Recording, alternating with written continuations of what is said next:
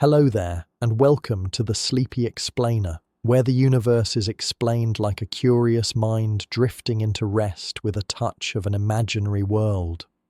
What if 3I Atlas, already one of the most mysterious interstellar visitors we've ever tracked, is not alone in its journey? Imagine this. In the silence of deep space, where stars shine like cold embers and time stretches endlessly, another faint traveler has been spotted. It too is racing toward the sun, as though pulled into a finish line written by gravity itself.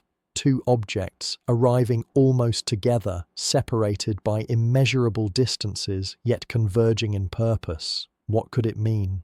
Astronomers first noticed 3I Atlas because of its unusual path. Unlike ordinary comets, which are born within the frozen edges of our own solar system, 3I Atlas moves too fast, its orbit too wide. It is not bound to the sun, not native to us. It came from the in-between, from the ocean of stars that lies beyond, and it will not stay. But then came whispers of another detection, a second object. Dimmer, smaller, harder to pin down. Its trajectory too seems aimed toward the sun. Coincidence, perhaps, or perhaps not.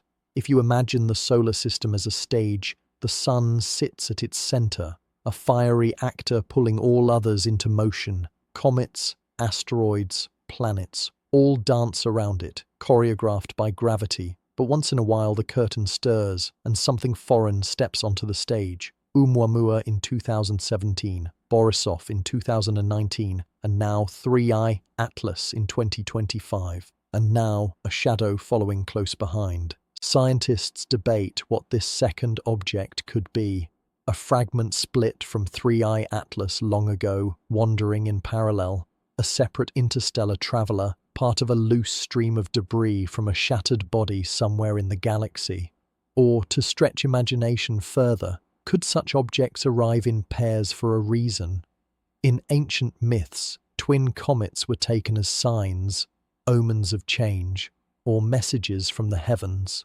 Today, science gives us mathematics and telescopes, but the wonder, and perhaps the unease, lingers all the same. This documentary is not about immediate answers. It is about the slow, careful unfolding of possibility. The way two faint dots of light can make us question whether randomness rules the cosmos or whether something deeper is at play. As 3I Atlas and this unnamed traveler close in on the sun, their paths remind us of just how much we do not yet understand. Think of the sun not as a gentle star that warms our days, but as a cosmic predator, a beast of fire whose gravity stretches across billions of kilometers, tugging relentlessly at anything that dares to come close. Planets, comets, dust, even light itself bends around it. For billions of years, the sun has ruled the inner system like a monarch, and every so often it draws in a stranger from the dark. That is why 3I Atlas and this second mysterious object are now caught in its grasp, their paths curving inward as if answering a call they cannot resist. Astronomers sometimes describe the sun's influence as a gravity well. Picture a vast, invisible funnel, with the sun burning at its center. Anything passing too near is drawn downward, spiraling faster and faster, unable to escape unless it carries enough speed to fling itself back outward. Most comets from our Oort cloud dive in and swing out again, leaving behind glowing tails. But interstellar visitors like 3I Atlas do not belong to us at all. They enter the funnel from far beyond, flash through once, and vanish forever into the night. The fact that two such visitors appear to be doing so almost together has unsettled scientists more than they admit publicly. The reason is timing. Space is vast. The odds of even one interstellar object intersecting with our solar system in any given year are small. The odds of two arriving in tandem, vanishingly tiny. And yet, here we are. It's as though the sun has rung a bell in the darkness, and more than one wanderer has heard the sound. But there is something else worth noticing. As 3I Atlas plunges inward, its surface begins to react. Already astronomers have reported faint activity, gases sublimating, jets whispering off into space, though weaker than expected. The second object, however, remains strangely quiet, a ghostly companion gliding behind. Some whisper that it might be dormant, waiting until it draws nearer before revealing its true nature. Others suggest its silence is a clue. Perhaps it is not an icy comet at all, but something more solid, more artificial in its composition, and so we find ourselves caught between wonder and unease. Are these objects random pebbles tossed by the galaxy, or do they carry with them the memory of some distant, shattered system? Could their strange timing be coincidence or choreography? For as long as humans have lifted their eyes to the heavens, the arrival of strange objects in the sky has been treated with awe and fear.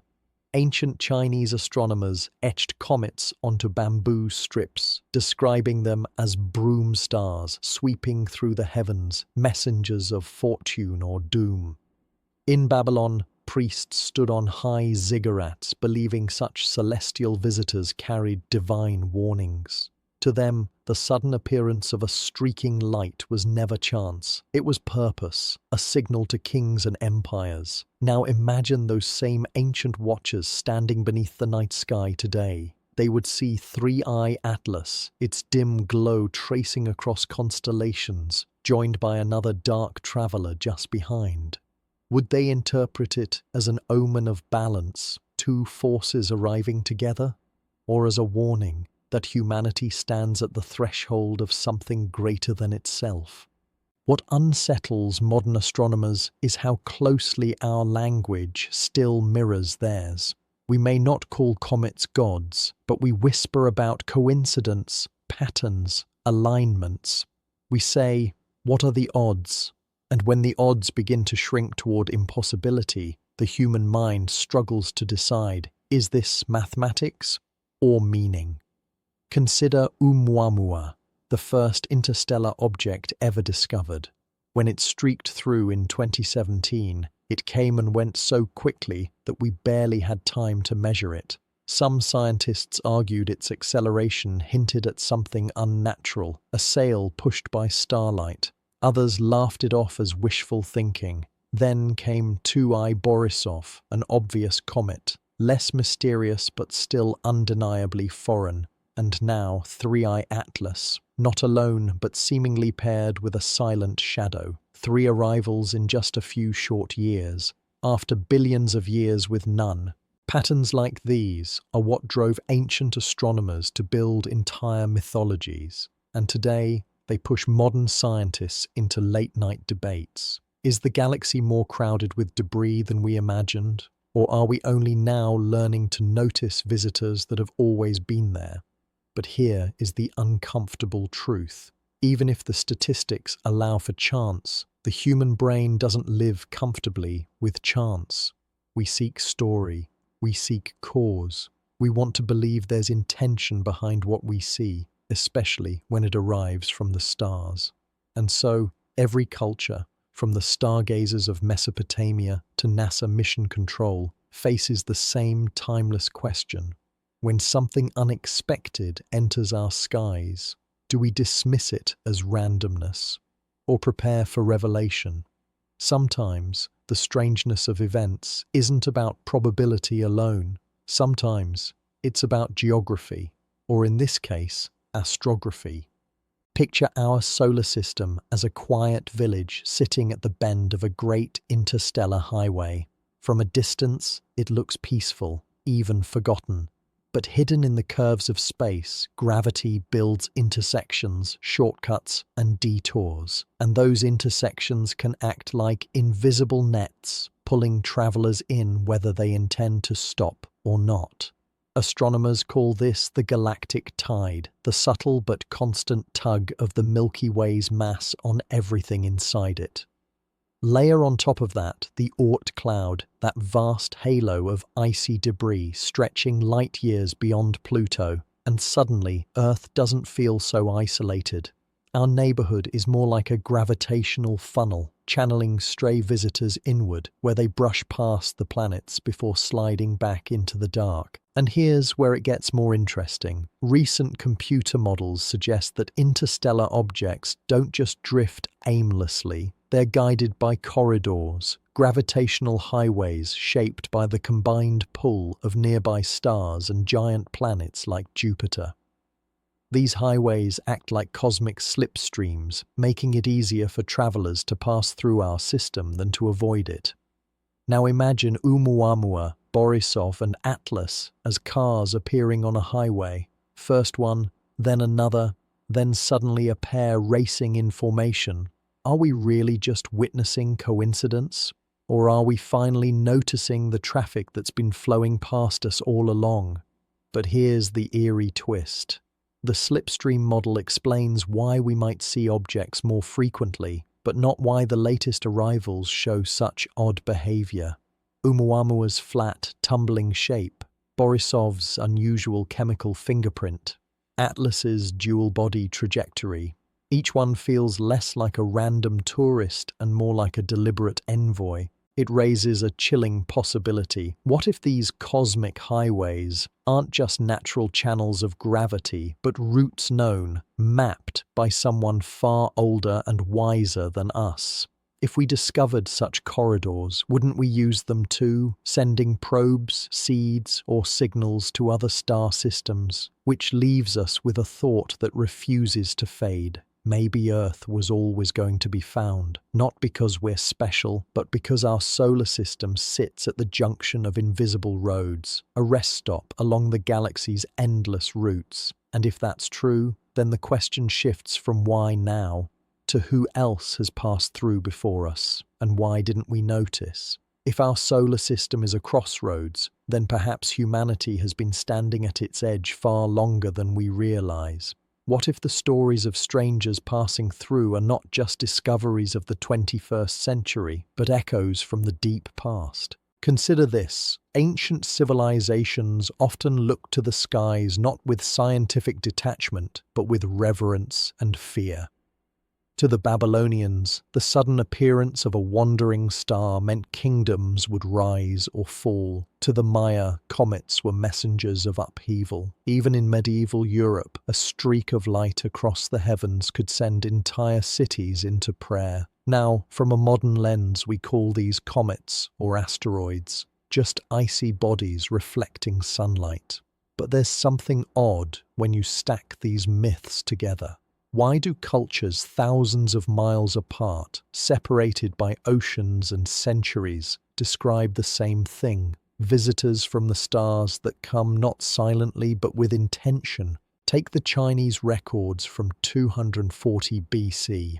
They describe a guest star that lingered in the sky far longer than a normal comet should, as though it were watching, not passing. Or the strange account from the 6th century, when Byzantine scribes noted an object that split itself in two and carried on across the heavens. Sound familiar? An echo of what Atlas seems to be doing right now?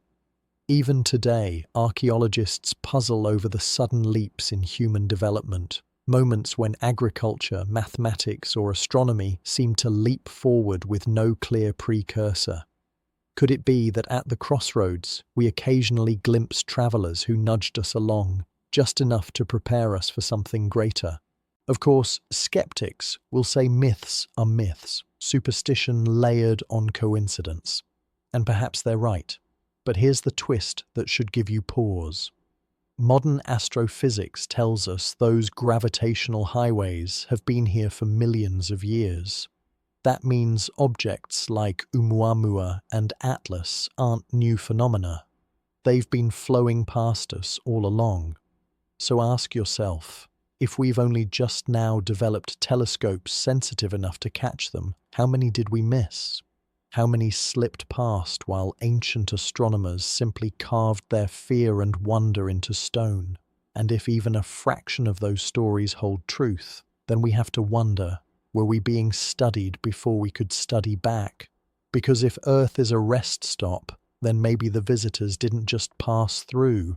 Maybe some of them stopped, lingered, and left fingerprints on the myths we still whisper today. If the myths hinted at unseen visitors, then the physics of our solar system provides the mechanism. At the heart of this grand traffic flow stands Jupiter, the giant, the sentinel, the cosmic gatekeeper. Picture it. A world so massive it could swallow every other planet and still have room left over. Jupiter's gravity is more than just impressive, it's decisive. Every interstellar traveler that brushes our solar system feels its pull. Some are slingshotted inward, hurled toward Mars and Earth. Others are deflected outward, ejected back into the cold between the stars, never to return. It's no coincidence that many of our most mysterious wanderers pass close to Jupiter's domain. Astronomers sometimes call it the shield of Earth because it intercepts so many comets that would otherwise smash into our planet. But shields don't just block, they redirect, and that's where things get interesting. Imagine your Atlas, hurtling in from interstellar space at unimaginable speed. To reach the inner planets, you must thread a gravitational needle, slip past Jupiter's vast reach without being pulled apart or flung into exile. That's not random chance. That's precision navigation. And here's the strange part. Oumuamua, our first known interstellar visitor, also slipped through this gauntlet almost effortlessly. Its trajectory bent just enough to skim the planetary highway, as though it knew the path was already charted. Scientists debated for years whether this was luck, coincidence, or something more. But let's think about this differently. What if Jupiter isn't just a barrier? What if it's part of the design, like the turnstile at the entrance of a station, controlling who comes in and who is turned away? Every traveler, natural or otherwise, must pass through its influence. The myths may have told stories of giant gods guarding the skies, but perhaps, without realizing it, they were describing Jupiter's role all along. And the timing makes you wonder. Each time humanity pushes forward, developing new telescopes, new spacecraft, another interstellar traveler seems to appear, as if responding to our gaze. It's almost like the gatekeeper allows entry only when the watchers inside are finally ready to see. So, is Jupiter merely a giant planet playing billiards with comets? Or is it the silent bouncer at the door of Earth's corner of the galaxy, ensuring only certain visitors slip through? Because if Atlas has made it past Jupiter's watchful gravity, then the question isn't whether it will reach Mars. The question is whether its arrival was permitted. Jupiter doesn't just keep watch, it leaves evidence, proof that the universe has been testing visitors long before we had telescopes to see them. Look at the night sky through even a modest scope and you'll notice it. Faint stripes, a swirling storm the size of Earth, and scattered across its face, scars. These scars tell stories. In 1994, the fragments of comet Shoemaker-Levy 9 slammed into Jupiter's atmosphere with a violence unmatched in living memory. Each impact created fireballs that rose higher than our planet's entire atmosphere, scars so dark they were visible to amateur astronomers. For a few weeks, humanity got a front-row seat to what happens when a wanderer fails the gatekeeper's test. But Shoemaker-Levy wasn't the first. For billions of years, Jupiter has been pummeling, redirecting, or swallowing up cosmic drifters. Astrophysicists believe that without Jupiter, Earth might have been sterilized long ago. Comets and asteroids raining down endlessly, wiping the slate clean before life could even take hold. In other words, we owe our very existence to this giant's selective violence. And yet, here's where the story bends. For all the chaos Jupiter prevents, it also sends some objects inward, funneling them toward the inner planets, toward Earth, toward Mars. It doesn't just protect, it chooses. Each redirected traveler becomes a kind of messenger, carrying with it secrets from the far edges of the solar system, or beyond. This raises an unsettling thought. If Atlas slipped past Jupiter, it means it wasn't just lucky. It means it survived what has destroyed countless others. It cleared the test.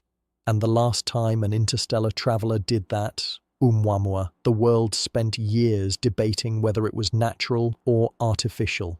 So here we stand again, watching another object slip through the same gauntlet. Not destroyed, not diverted, but delivered. Delivered where? That's the part that gnaws at the imagination.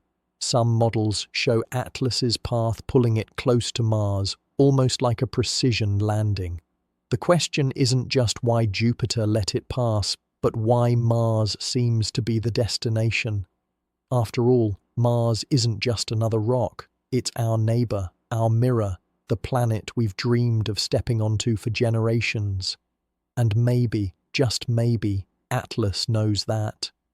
Mars has always been more than a planet to us. It's a canvas where we project our fears, our ambitions, and our questions about whether we're alone. From the moment early astronomers glimpsed faint lines they mistook for canals, Mars became the backdrop of countless speculations. Civilizations lost, warlike gods, hidden life clinging beneath its rust-red sands. So when models show 3I Atlas bending its course toward this world, it feels almost poetic. Out of all the planets it could have passed, all the random paths it could have taken through our solar system, it's Mars that seems to draw its line. Coincidence? Or choreography? Here's what makes this more than imagination. The mathematics of Atlas's trajectory are razor-sharp. Orbital simulations reveal a near miss, with Earth wasn't in the cards. But Mars? Its path brushes close, like a stone skipping the edge of a pond, almost deliberate, almost precise. For astronomers, that raises eyebrows. For storytellers, it raises shivers. And consider this. Mars is not a silent world. Our rovers are there, right now, drilling, sampling, listening. Perseverance, curiosity, robotic scouts armed with cameras and sensors. Machines that have already spotted rocks with leopard-like spots, minerals that on Earth are born of life-consuming life. If Atlas were trying to send a message, it could hardly have picked a better stage. But there's a deeper pattern to consider. Mars has always sat on the boundary between imagination and reality. It's close enough to touch, distant enough to remain mysterious, a frontier for science and myth alike. The ancients named it after a god of war. Scientists see it as the next cradle for human exploration. And now, an interstellar traveler seems to have written Mars into its flight plan. So we're left with a haunting possibility. What if Atlas isn't random at all? What if Mars was always the destination, chosen not because of gravity, but because of meaning? A planet where myths and machines already converge. A world where humanity is watching more closely than anywhere else. The question that follows is unavoidable. If Mars is the chosen stage, then what kind of performance are we about to witness? If Mars is the chosen stage, then the curtains are already rising. Right now, as you listen to this, human technology sits scattered across the planet's dusty surface. Cameras, drills, sensors, even microphones that have captured the eerie sound of Martian wind. It's as if we've already built the lighting rigs and microphones for a play we didn't know was about to begin. Consider the Perseverance rover. In 2021, it touched down in Jezero Crater, a place where water once pooled and rivers carved their way across an alien delta. To scientists, it's a treasure chest, clays, carbonates, and the very minerals most likely to cradle the faint fingerprints of ancient life. Just months ago, NASA reported finding rocks rich in organics, carbon compounds, the building blocks of biology, not proof of life, but the closest hints we've seen outside Earth. Now pause and think about the timing. On one hand, Earth's eyes are fixed on Mars like never before, dissecting its rocks with nuclear-powered drills. On the other, 3I Atlas is threading its path across the solar system, brushing close to that very world. To the rational mind, it's orbital mechanics and coincidence. But to the human imagination, it feels like staging, like two storylines converging in the same chapter. And there's more. Scientists have long puzzled over why Mars still clings to methane in its thin atmosphere. Methane is fragile. It breaks down under sunlight in just a few centuries. And yet, it keeps reappearing, pulsing in strange seasonal patterns. On Earth, 90% of methane is produced by living things. Could Mars be whispering a secret, one we're only beginning to catch? Add to that the enigmatic spider formations, dark, web-like features that appear and vanish with the changing seasons, carved by jets of carbon dioxide erupting beneath the ice. To a geologist, it's fascinating physics. To a poet, it looks like veins, like something alive is stirring beneath the surface. So the stage is not empty. It is littered with mysteries, scattered with props, methane plumes, organic-rich rocks, strange surface markings. And into this theatre comes Atlas, the wandering star, tracing a path that seems almost scripted. The question is no longer just about the object itself. It's about timing, convergence, the eerie coincidence of exploration and arrival. Is the universe showing us two mysteries at once and daring us to connect them? What are the odds? Think about it. Humanity spends decades building the technology to finally probe Mars in detail. We land rovers with precision, drill into rocks older than Earth's continents, and detect chemical signatures that whisper of something more. And just then, right then, an interstellar object like 3I Atlas sweeps into the inner solar system, bending its path closer to Mars than any of us could have predicted. Coincidence? Maybe. But history has taught us to be suspicious of perfect timing. Nature does not choreograph itself for our benefit. Yet again and again, events align in ways that spark a primal unease. When Halley's comet passed Earth in 1910, newspapers spread rumors that the comet's tail carried deadly gases, arriving just as political unrest simmered across Europe. In 1994, the Shoemaker-Levy 9 fragments slammed into Jupiter, just as humanity's telescopes reached new levels of clarity. Again, timing. Again, convergence. And now, Mars. The red planet is under the brightest spotlight it has ever known. Orbiters from the US, Europe, China, the UAE, every major power has their eyes fixed on its surface. Drones fly above its plains. Laboratories on Earth sift through samples. This is a collective human effort like nothing before. And into this theatre of attention strides 3I Atlas, a cosmic wanderer from beyond our solar system, carrying a mystery we have yet to decipher. Scientists caution us not to overreach. They say orbital mechanics can explain everything. Atlas's trajectory, its tilt, even its apparent flirtation with Mars. But here's the problem. The data doesn't sit still. Observations have already revealed peculiarities in Atlas's motion. Its brightness fluctuates unexpectedly, as if jets of material are venting, but not in patterns we fully understand.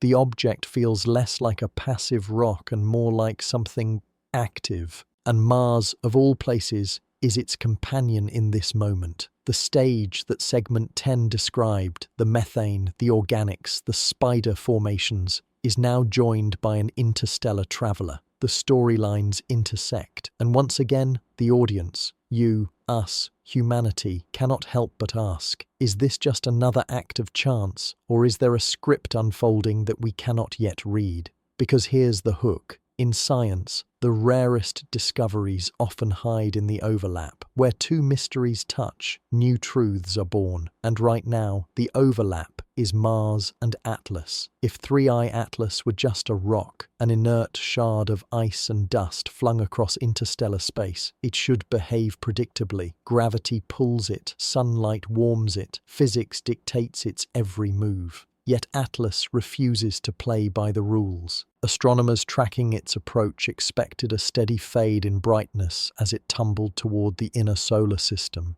Instead, its light curve flickered like a heartbeat, brightening, dimming, then flaring again without clear reason. It was as if something beneath its surface was pushing out, releasing jets of gas or vapor. That's not unheard of with comets. But here's the twist. The jets don't follow the neat seasonal patterns we see in ordinary comets. They erupt irregularly, almost rhythmically, as though the object has its own timing, its own pulse. In Hawaii, where Atlas was first spotted, astronomers compared its profile to oumuamua, the first interstellar visitor. Oumuamua, too, baffled scientists, accelerating as if propelled by unseen forces, slipping away before we could fully study it. But Atlas is different. It's brighter, bulkier, and slower to reveal its secrets, almost as though it wants to be noticed.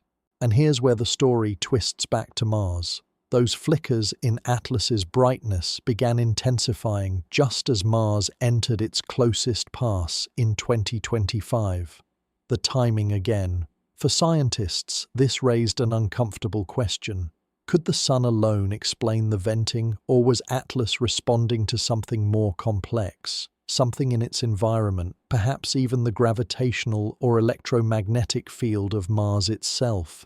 To you and me, it sounds absurd. Rocks don't react to planets. But history has taught us caution. Volcanoes, once thought to be lifeless mountains, erupted with fury. Lightning, once dismissed as random fire from the sky, turned out to be electrical charge moving with purpose. What if Atlas is teaching us that the line between the inert and the alive is thinner than we imagined? Imagine a cosmic seed, drifting through space for eons, carrying the potential to awaken under the right conditions. Mars, rich in iron, magnetic fields, and hidden reservoirs, could be more than just a planet in Atlas's path. It could be the key. The scientists say, don't jump ahead, it's just a rock. But the pacing of events, the rhythm of its light, whispers another story, and stories once begun rarely stop halfway. When the first irregular flares of 3I Atlas were logged, they sat as mere numbers on a screen, columns of data in observatories from Hawaii to Chile. But numbers don't stay quiet for long. Within days, whispers were moving across research labs, into government briefings, and finally into the headlines. What unsettled the scientists wasn't just the brightness itself, it was the timing. Each pulse seemed to echo against Mars's orbit, as though Atlas wasn't simply passing through the solar system but interacting with it. To astrophysicists trained to worship equations, the pattern felt like heresy. Objects don't react, they obey. Behind the scenes, in control rooms at NASA's Jet Propulsion Laboratory and the European Southern Observatory, the debates grew heated. One camp insisted this was nothing more than sublimation, ice turning to gas as sunlight warmed the object. The other camp, quieter but more insistent, asked, why now, why here, and why with such irregularity?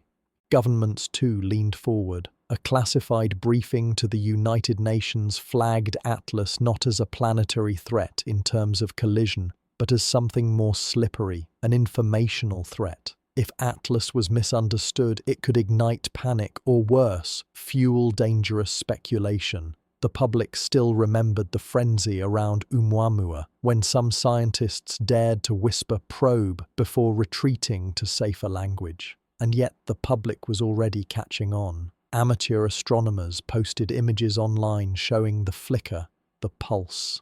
Comment threads filled with words like beacon and signal. The idea spread that maybe Atlas wasn't only passing through, it was communicating. But here's the hook. What if the message wasn't aimed at us? What if Atlas's rhythm, its strange light song, was tuned for a different receiver entirely, one already waiting on Mars? That question, unspoken but heavy, began to haunt late-night conversations in observatories and war rooms alike. And while official statements clung to icy debris and outgassing, The silence between the words told a different story. No one truly knew what Atlas was. The data kept streaming in, the heartbeat continued, and with each flicker, humanity's unease deepened, as though we were eavesdropping on a conversation never meant for our ears. If Atlas was sending out a rhythm, then Mars seemed to be the stage it was playing to. For decades, scientists have puzzled over the planet's oddities, magnetic anomalies buried in its crust, whisper-thin traces of methane that appear and vanish like clockwork, and patterns in its geology that hint at hidden energy beneath its rust-red skin. Now, with Atlas pulsing in the night sky, those anomalies took on a new meaning. Picture this. Billions of years ago, Mars was alive with water, with atmosphere, with potential. Then suddenly, it lost it all. Some say a catastrophic solar storm stripped its sky bare. Others whisper about internal collapse. But what if, just what if, the loss wasn't an accident? What if Mars wasn't simply abandoned but put to sleep? Here's where the details matter. Those magnetic scars scientists mapped across the Martian surface, they line up in peculiar swaths, almost like circuitry etched into the planet itself, the disappearing methane plumes. On Earth, methane often comes from active biology or mechanical release. Each flare of Atlas's light seemed to line up faintly with those Martian bursts, as if the planet were exhaling in response. And then there's Perseverance. The rover's instruments had picked up minerals, vivianite, greyish iron compounds, that on Earth are born only through life feeding on organic material. NASA called them biosignatures. But in the shadow of Atlas's flickers, another possibility emerged. These weren't fossils of life long dead. They were signals, triggers, dormant systems lying in wait, reacting to a rhythm from the stars. To the world, this was still theory, still fringe. But in quiet backchannels, astrophysicists asked the forbidden question, was Atlas deliberately synchronizing with Mars? And if so, then why Mars? Why not Earth? That was the hook that refused to loosen its grip. Because if Mars was the intended receiver, it meant humanity was merely an eavesdropper, watching a dialogue between an interstellar traveler and a world we thought long dead. And as the heartbeat of Atlas pulsed on, the red planet seemed less like a barren desert and more like a waiting machine. If Mars was listening, then humanity was only just beginning to hear the echoes. It started small, buried in academic journals and obscure conference talks where planetary scientists compared notes. A tremor here, a methane spike there, each one lining up with the faint glow of Atlas. Coincidence? Perhaps. But the pattern was impossible to ignore. And yet, when whispers grew too loud, something strange happened. Reports disappeared from public databases. Conference abstracts were quietly pulled. Emails went unanswered. It was as if someone, somewhere, wanted the story to stall. Still, the truth has a way of leaking. Amateur astronomers began posting about it. Tiny observatories in deserts, backyards in Europe, telescopes mounted on rooftops.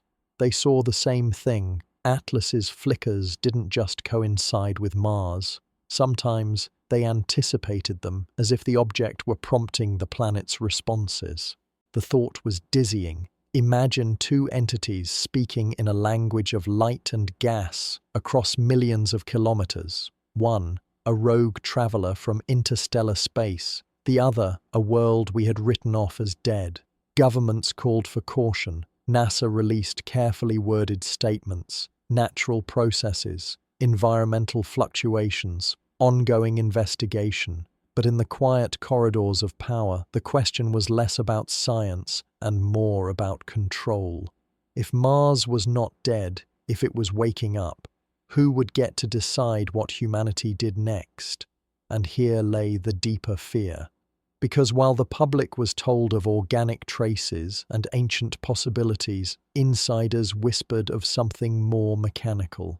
The mineral bands, the magnetic scars, the sudden plumes, they looked less like the fingerprints of biology and more like the wiring of a machine, a system designed to respond. The thought was staggering. Mars was not just a planet, it might be a receiver. Worse, a participant in a conversation we were never meant to overhear. And if Atlas was calling and Mars was answering, then where did that leave us? Standing on the sidelines of a dialogue that could decide the future of two worlds. Mars has always been called the silent world. Its thin air carries no sound, its barren plains no voices. But in recent years, silence has given way to murmurs, strange plumes that rise without warning, magnetic tremors detected by orbiters, and dust devils that seem to carve deliberate shapes into the surface. To most, they are quirks of geology and weather. To others, they look like signals. Take the case of the recurring methane spikes. In 2019, the Curiosity rover measured one of the strongest methane plumes ever recorded on Mars. Scientists scrambled to explain it. Subsurface gas leaks, chemical reactions, maybe even ancient microbes. But here's the unnerving twist. Every plume appeared just days after Atlas flashed near perihelion, its brightest, closest swing to the sun, too precise to ignore, too unsettling to accept. And then came the mineral bands, deep within Martian rocks. The Perseverance rover drilled into stone and uncovered zebra-striped layers of vivianite and greigite, minerals on Earth that form only through biological or electrochemical processes.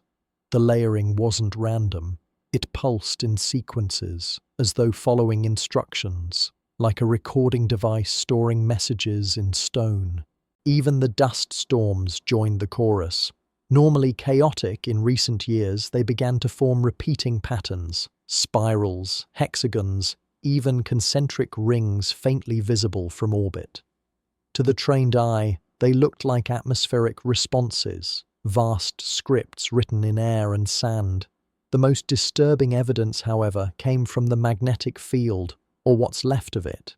Mars is a world with a fractured core, its magnetism mostly dead, and yet satellites recorded faint bursts of electromagnetic activity, pulses that matched Atlas's oscillations.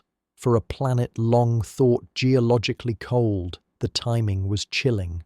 Was Mars answering?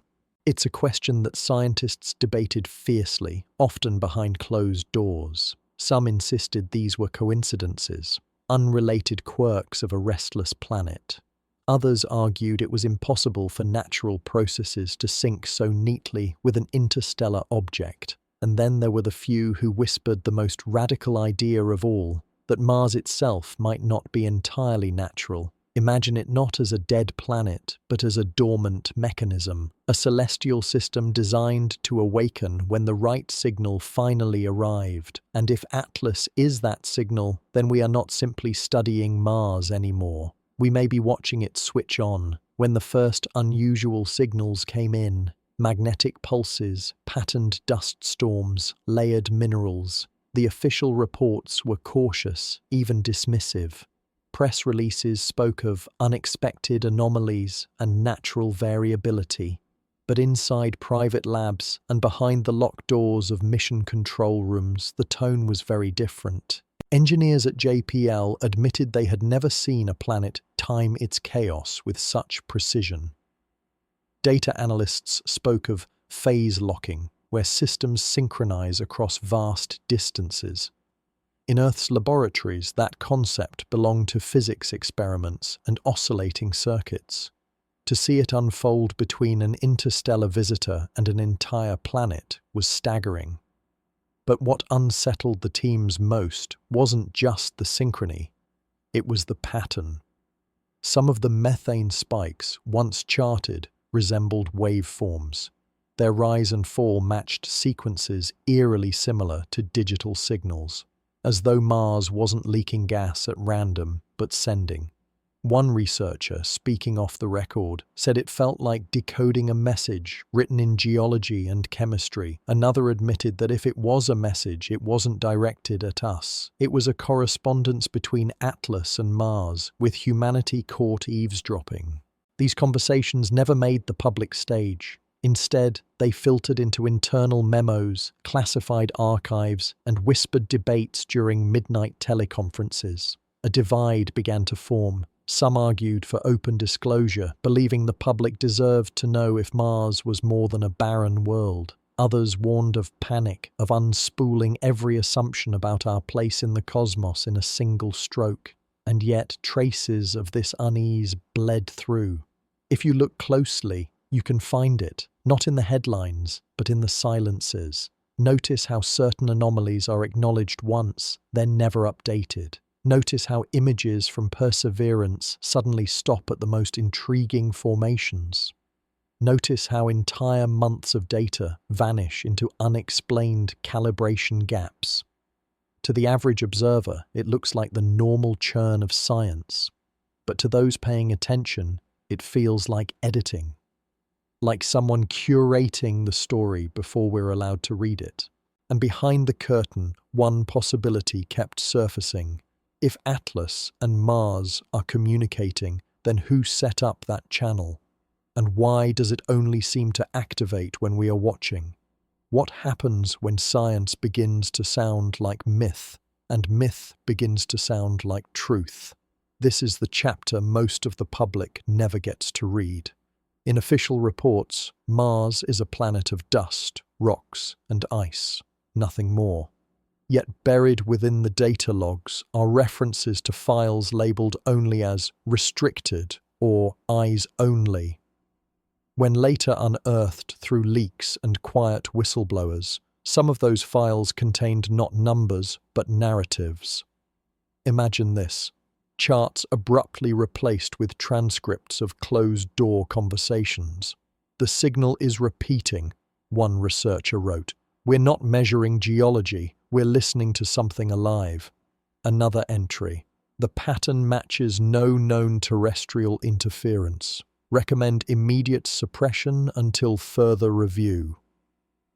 Suppression. That word appeared again and again. Not explanation, not exploration, suppression. And just as curious were the missing pieces. Images catalogued by Perseverance, day after day of Martian soil, rocks, skies, until suddenly the chain breaks. Hours, sometimes days, vanish from the archive, replaced with nothing more than a timestamp and a calibration note. If you line them up, those absences often align with Atlas's closest approaches. Coincidence or careful curation?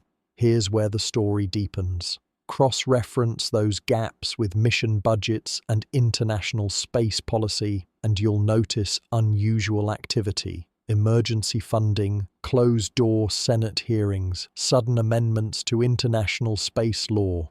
Moves that don't match the slow, methodical pace of planetary science. Moves that suggest urgency, fear. But perhaps the most unsettling detail isn't in what's missing, it's in what's slipped through. A handful of images, released by mistake, showed formations Perseverance drilled into. Inside those cores, tiny filaments, branching like neural pathways. The images were pulled within hours, dismissed as compression artifacts. Yet even scientists skeptical of conspiracies admitted they looked disturbingly organic. So here we are, left with a story in fragments, half data, half silence. And silence, as any investigator knows, is often the loudest evidence of all. Because if Mars and Atlas are engaged in something beyond our comprehension, then the institutions filtering that knowledge aren't protecting us from nonsense. They may be protecting us from the truth. And the next question is the most dangerous of all. What truth could possibly be so destabilizing that it must be hidden from everyone on Earth? But maybe this isn't just about missing files or censored data. Maybe the deeper question is this. What if the secrecy exists because the very foundation of our story about Mars is wrong? For centuries, we've treated the red planet as a passive world, a backdrop for our curiosity, a place waiting for us to write its next chapter. Yet when you compare the anomalies on Mars with Atlas's peculiar trajectory, patterns emerge that don't look accidental, they look designed. Take the leopard spots. NASA says they're mineral signatures, formed over billions of years, yet their spacing follows ratios eerily similar to signal modulations, like dots and dashes carved into stone. On Earth, we'd call that coding. On Mars, we call it coincidence. Or the polar hexagons. Most see them as natural weather phenomena, but overlay Atlas's approach path onto those coordinates, and you'll notice alignments, points where orbital mechanics and surface geometry meet like gears in a machine, gears that don't turn unless something intended them to. Here's where it gets stranger. Internal astrophysics memos, quietly circulated years before the Atlas event, hinted at a resonant object in our solar system, a body that seemed to hum at the same frequencies as Martian crustal echoes. The term used wasn't geological, it was architectural. They described Mars not as a world, but as a shell, a construct with purpose. And what happens when Atlas races closer to the Sun? That hum grows stronger, bouncing back from Mars like a tuning fork responding to a master tone. Imagine striking one string on a piano and hearing another across the room vibrate in sympathy. If this is true, then we're not looking at a rogue interstellar rock brushing past a lifeless planet. We're watching a lock and a key approaching one another, timed by forces we don't understand. And perhaps the greatest fear driving those redactions isn't what Atlas is, but what it might activate. Because if Mars is a design, a system dormant for eons, then Atlas may not be a visitor at all. It may be the signal we were never supposed to intercept. But here's the unnerving twist. If Atlas is the key, then where and when does it fit into the lock? For months, astronomers have tracked faint bursts of low-frequency radio waves from Mars's night side. Most dismissed them as background noise, the cosmic static that fills the universe. Yet in September, something changed. Those bursts began to shift, falling into a rhythm, and when mapped against Atlas's inbound trajectory, the pulses weren't random at all. They formed a countdown. Picture that for a moment. A planet, long thought to be silent, suddenly whispering in timed intervals that grow stronger as an interstellar object races toward our star. Not a flare, not a storm, a pattern. And here's where the story widens. Hidden in ancient myths across cultures, Babylonian, Egyptian, even Norse, you'll find fragments describing a red wanderer that speaks when a messenger star approaches. Scholars wrote them off as allegory, poetic attempts to explain the reddish light of Mars. But if these myths were fragments of memory, passed through civilizations, then maybe they weren't warnings of superstition. Maybe they were instructions. NASA doesn't frame it this way, of course. Officially, the Perseverance rover has detected unusual resonant harmonics in Martian bedrock when it drills. That's the technical phrase. But harmonics are about sound, vibration, resonance. In physics, they are the fingerprints of a system under tension, waiting for the right frequency to respond. And here's what keeps researchers awake at night. When they compared the rover's seismic recordings with Atlas's current oscillations as it spins toward the Sun, the two waveforms didn't just look similar, they matched perfectly. It's as though Mars has been tuned for this moment. So, the unsettling question becomes, is Atlas triggering Mars, or is Mars calling to Atlas? Because if the countdown is real, it suggests activation isn't just possible, it's already begun. And once a system wakes up after billions of years of silence, you don't get to control what happens next, you only get to watch. But what if this countdown isn't just a signal? It's a blueprint. Geologists studying orbital scans have noticed something eerie. Across Mars's equatorial plains, especially near the Medusae fossae formation, lie vast wave-like ridges. For decades they were dismissed as volcanic ash deposits, hardened by time. But when overlaid with the rhythmic pulses recorded in September, the ridges align, like grooves on a vinyl record, a planetary archive etched into the surface itself.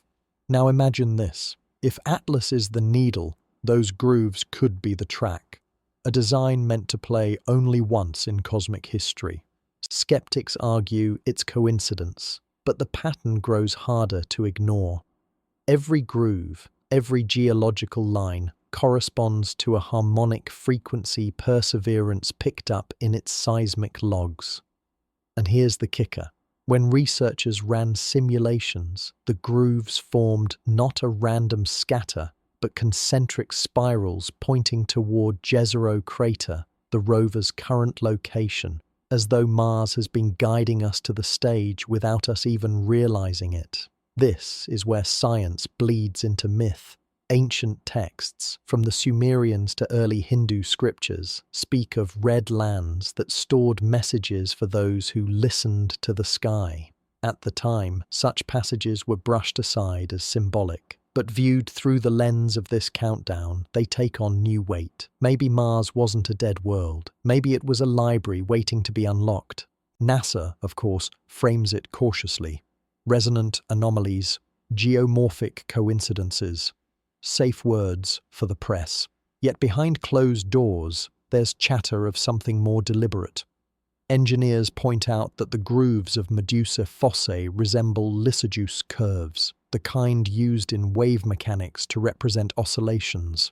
That's not the fingerprint of chaos, that's order, and if it's order, then the timing matters. Atlas's path is narrowing, its orbit bending under the pull of the sun. In less than 2 years, it will sweep past Mars at its closest approach in human history, right as the countdown rhythm converges.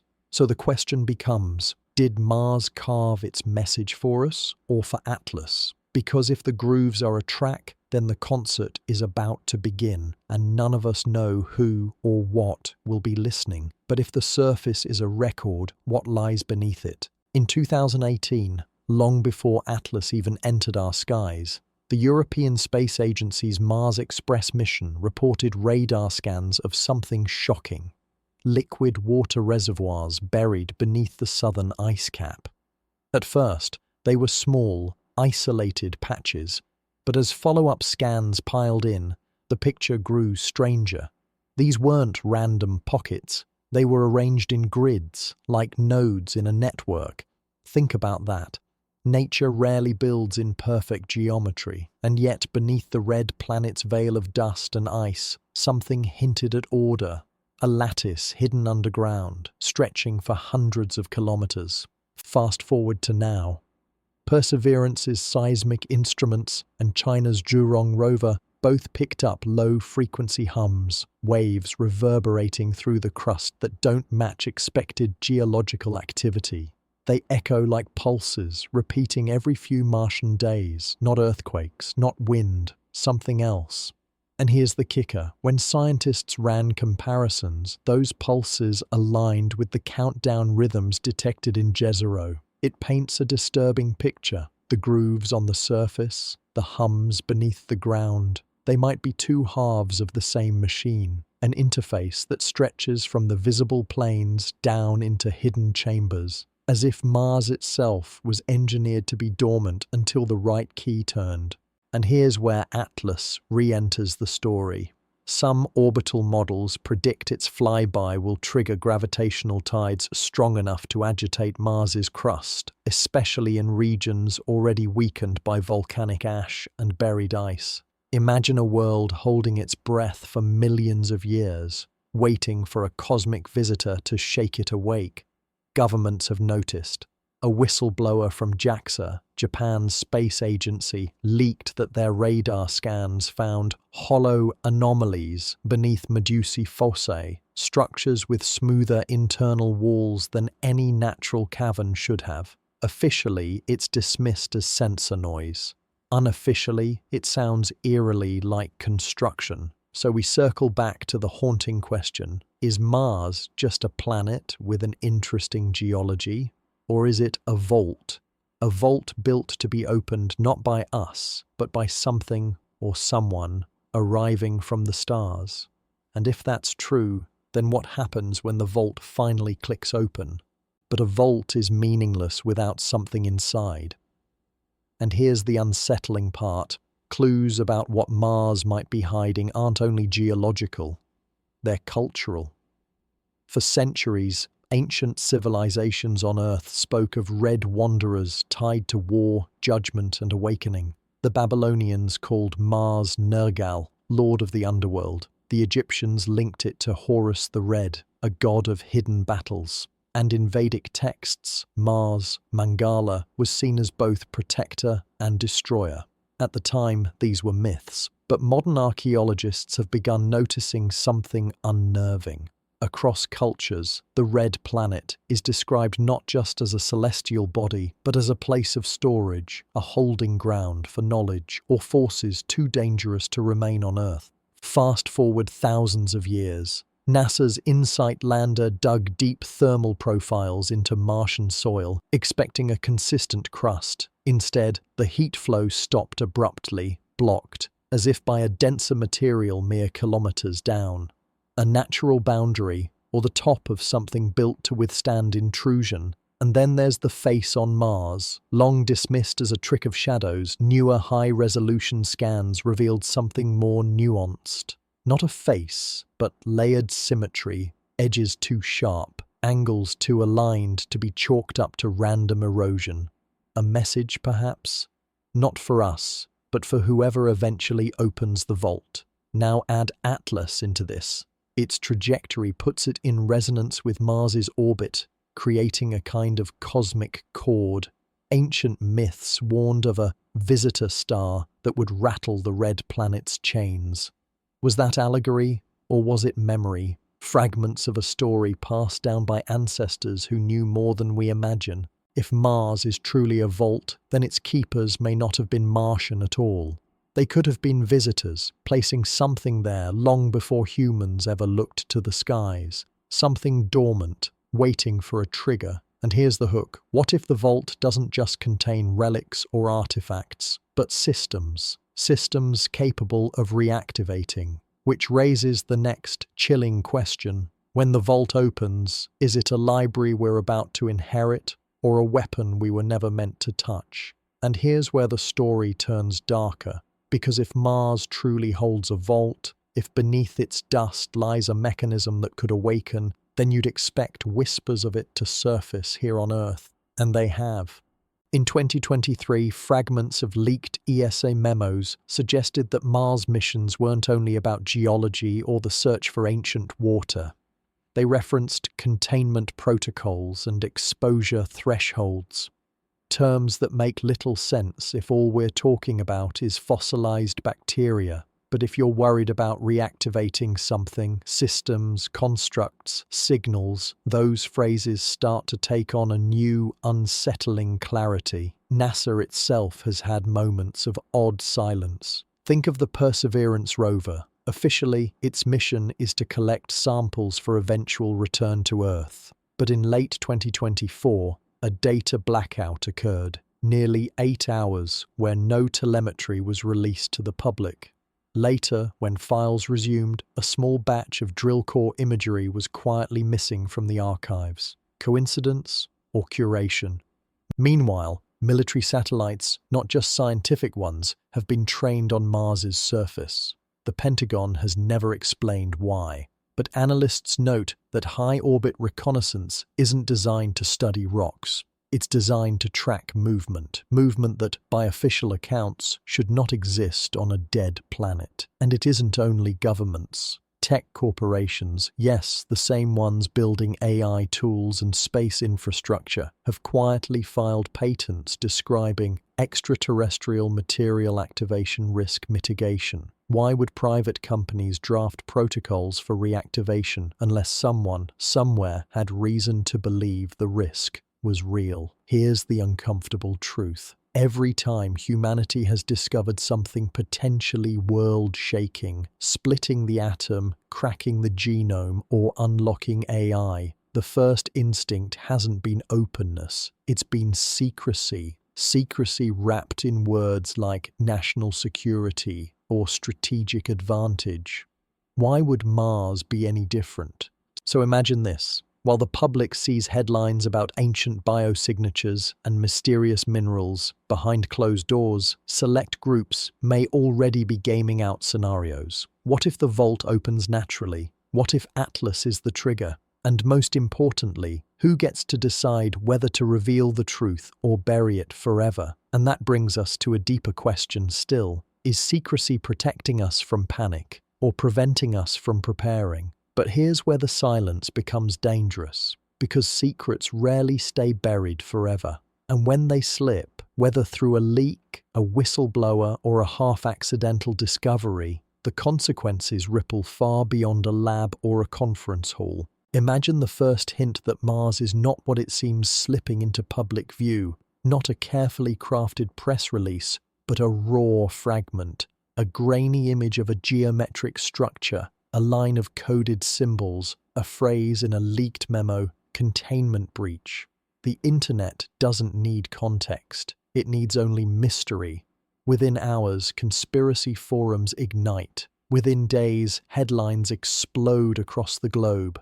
And within weeks, belief systems begin to fracture. Religious leaders are forced to answer impossible questions. What does it mean if life, or worse, intelligence, has been waiting on Mars? Some denominations might embrace it as proof of divine design. Others could see it as a direct threat to sacred narratives. The result? Not calm reflection, but schism. Governments wouldn't fare much better. Think of the Cold War panic around Sputnik, a single beeping satellite sparking fear of technological inferiority. Now imagine a vault on Mars, possibly connected to interstellar forces, suddenly proven real. Who controls it? Who decides what's unlocked first? Tensions rise not because of what's inside, but because of who holds the key. Rival powers accuse one another of hoarding the discovery. Treaties strain, militaries whisper about preemptive strikes, not on Mars, but on each other. And then there's the public itself. Panic isn't always loud. Sometimes it's quiet, corrosive. Confidence in leaders erodes, markets wobble, trust in science bends under suspicion. A vault on Mars could shatter our sense of certainty about the universe. And in that uncertainty, people don't always unite. They often divide. It's no wonder secrecy prevails. But secrecy has its own price. Because if the vault isn't a myth, if it is waiting, then every day of silence is another day humanity isn't preparing. Another day wasted in doubt, when perhaps preparation could mean the difference between awakening something and surviving it. So the question becomes not whether humanity can handle the truth, but whether we can handle being unprepared for it. But let's leave Earth's fears behind for a moment and return to the red sands themselves.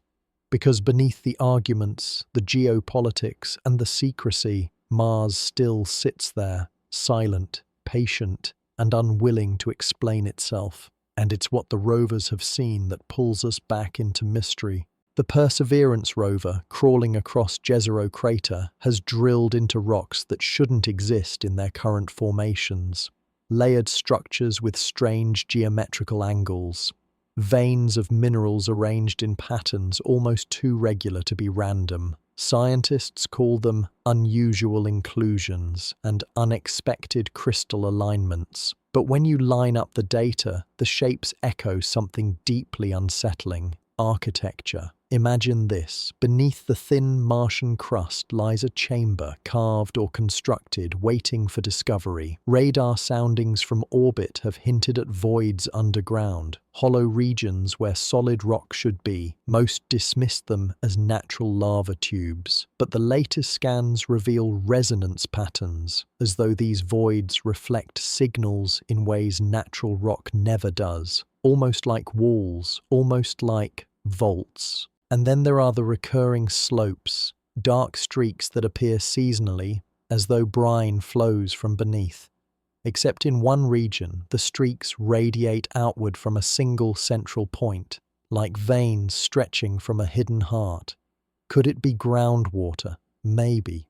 But what if it's not water at all? What if it's leakage, controlled releases from something sealed away beneath? Every time Perseverance drills, it risks tapping into this system. Every scrape of its arm could be knocking on a door we don't yet understand. And here's the part that keeps researchers awake at night: the leopard spot rocks, the ones dotted with strange, circular mineral formations, sit directly above one of these suspected voids, as if they were planted there to mark the spot. We've always pictured Mars as dead. But what if the planet itself has been engineered into a storage world, its crust layered not just with stone but with secrets?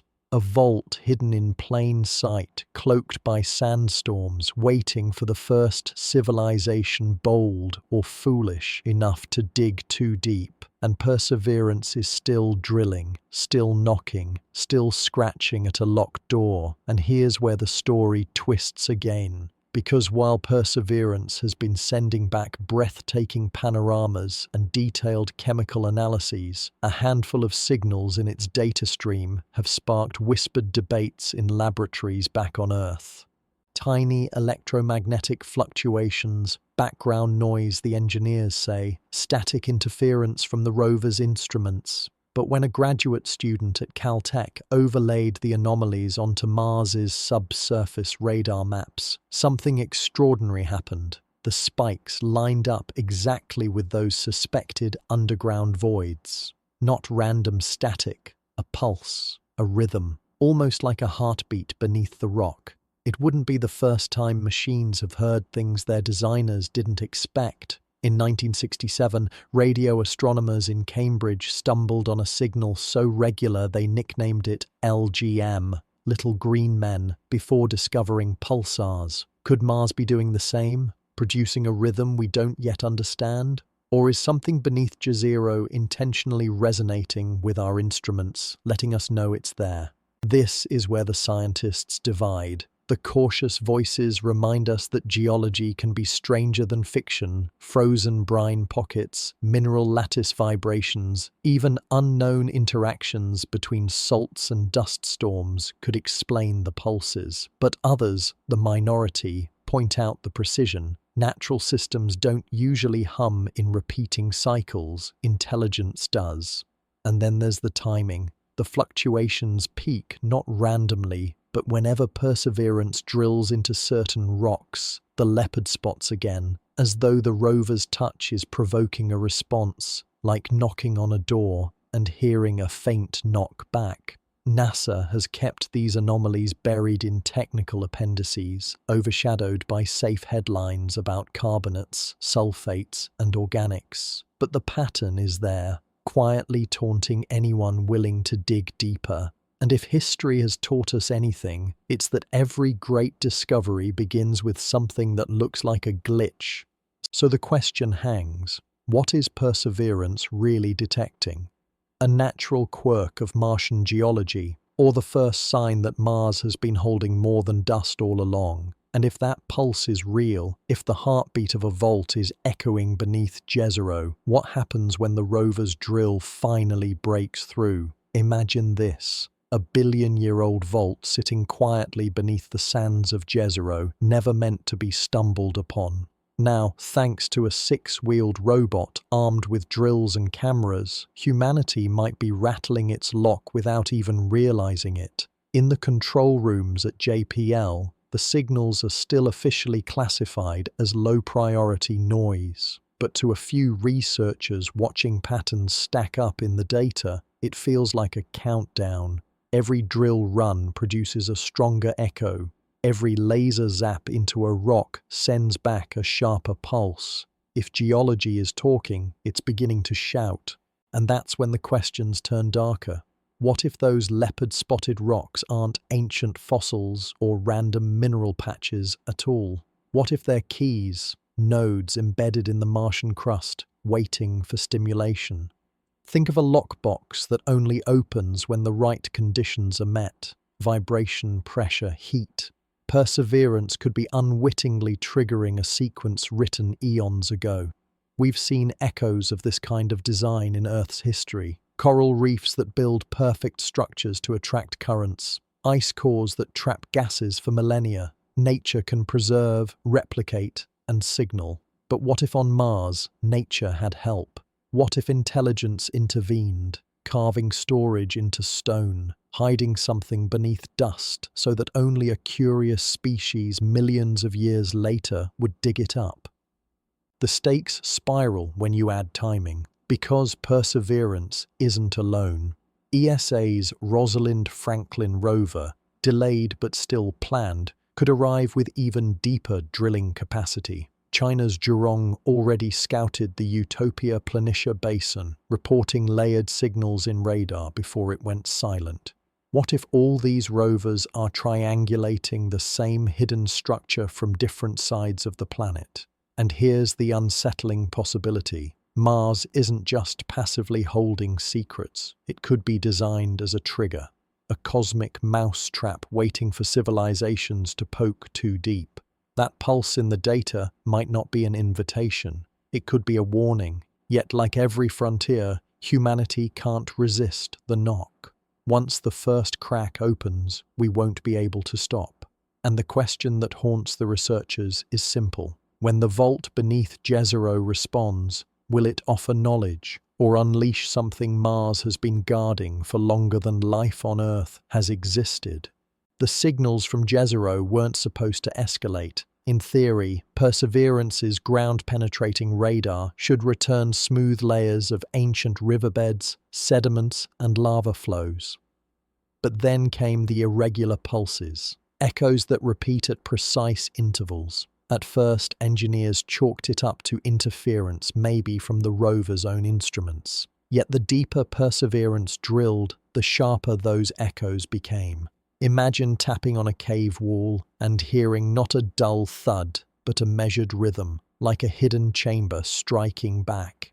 That's what the data looks like. In between the natural scatter of Martian geology, there's order. Order where none should exist. Some scientists whisper that this could be nothing more than frozen brine pockets, the salt-laden water reflecting radar like glass. But others see a pattern too deliberate. The echoes are spaced with such precision they resemble the harmonics of engineered structures. On Earth, radar bouncing through ice sheets produces similar rhythms when it hits abandoned mines or tunnels. Could Mars be hiding something that's sophisticated beneath its surface? And here's where the timeline complicates everything. The data aligns suspiciously with the heartbeat signal noted months earlier. Both come from similar depths. Both seem to rise in intensity as the rover probes deeper. It's as if Perseverance isn't just mapping the ground, it's being answered. This leads to an unnerving possibility. What if the vault beneath Jezero isn't dormant at all? What if it's reactive, listening, adapting, and responding? The instruments may have already crossed a threshold that flips passive storage into active awakening. The debate in mission rooms is intense. Do they continue drilling, risking that each scrape of metal against Martian rock is pressing deeper into a lock? Or do they hold back, knowing that curiosity has a price? And while Earth debates, Mars waits in silence. The planet has always seemed still, dead, frozen. But for the first time, it feels like the stillness is a performance, a quiet tension, like something holding its breath just beneath the surface. If Perseverance is indeed knocking on a sealed chamber, the real question isn't whether it will open. The real question is whether it was meant to be opened at all. What began as faint pulses in the data soon grew into something stranger. Engineers running playback noticed fluctuations in signal strength, tiny rises and falls that, when mapped on a graph, looked uncannily like breathing. Slow inhales, long exhales, a rhythm that felt alive. Of course, the rational explanation came first. Thermal expansion, they said. As Mars warms during the day and cools at night, underground layers expand and contract. creating echoes in the radar, but the cadence was too steady, too patient. It didn't match the jagged tempo of geology, it matched the quiet pulse of something waiting. Mission Control didn't announce this detail to the public. Officially, they called it an anomalous oscillation in subsurface reflections. But within the private channels of the Perseverance team, the nickname took hold. The vault breathes. It became impossible not to picture it. A buried chamber beneath Jezero, sealed for eons, quietly rising and falling as if drawing strength from the planet itself. A structure not of chance, but of design. And if the vault is breathing, then perhaps it's not just a tomb. Perhaps it's a reservoir of energy, a machine idling in silence, waiting for something or someone to trigger it fully awake. This idea dovetails with ancient theories whispered for decades, that Mars may not be dead, but dormant, that its silence masks cycles of activity invisible from Earth. And now, with Perseverance parked above, drilling and transmitting, maybe we've already pressed the switch without realizing it. The rover's cameras even added to the unease. Dust patterns around its drill sites seemed to shift slightly between images, as though the ground itself were settling in waves. When combined with the radar echoes, a picture formed that no one wanted to admit. The surface may not be entirely stable. Something beneath could be stirring. For the scientists in Mission Control, the question no longer felt abstract. Do they keep drilling into the Martian heart or stop before the breathing vault exhales something into the open? Because if it's exhaling, then sooner or later, it might also wake up. Across human history, Mars has been more than just a red dot in the sky. To the Babylonians, it was Nergal, the god of war and plague. To the Greeks, Ares. To the Romans, Mars himself. And in every culture, it carried a dual edge, both a destroyer and a sleeper, a presence you dared not awaken. Strangely, that ancient imagery now echoes in the present.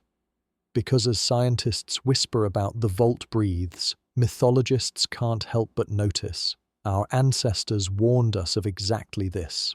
Not just a planet of war, but a restless force lying dormant, waiting for a spark. And perhaps it was never metaphor. Imagine ancient civilizations looking to the sky, noticing faint changes in the light of Mars, or strange celestial events we've long forgotten. Did they encode those warnings into gods and myths because they lacked the language of science? Were they telling us, do not disturb what sleeps there? The vault's breathing pattern even aligns with this mythic rhythm, a slow, cyclical pulse, like a drumbeat carried across time, a reminder that worlds, like gods, may slumber, but they do not die. Meanwhile, the Perseverance rover sits directly above this rumored chamber, drilling, probing, sending signals into the deep. It doesn't know myth. It doesn't feel caution. It only executes its commands.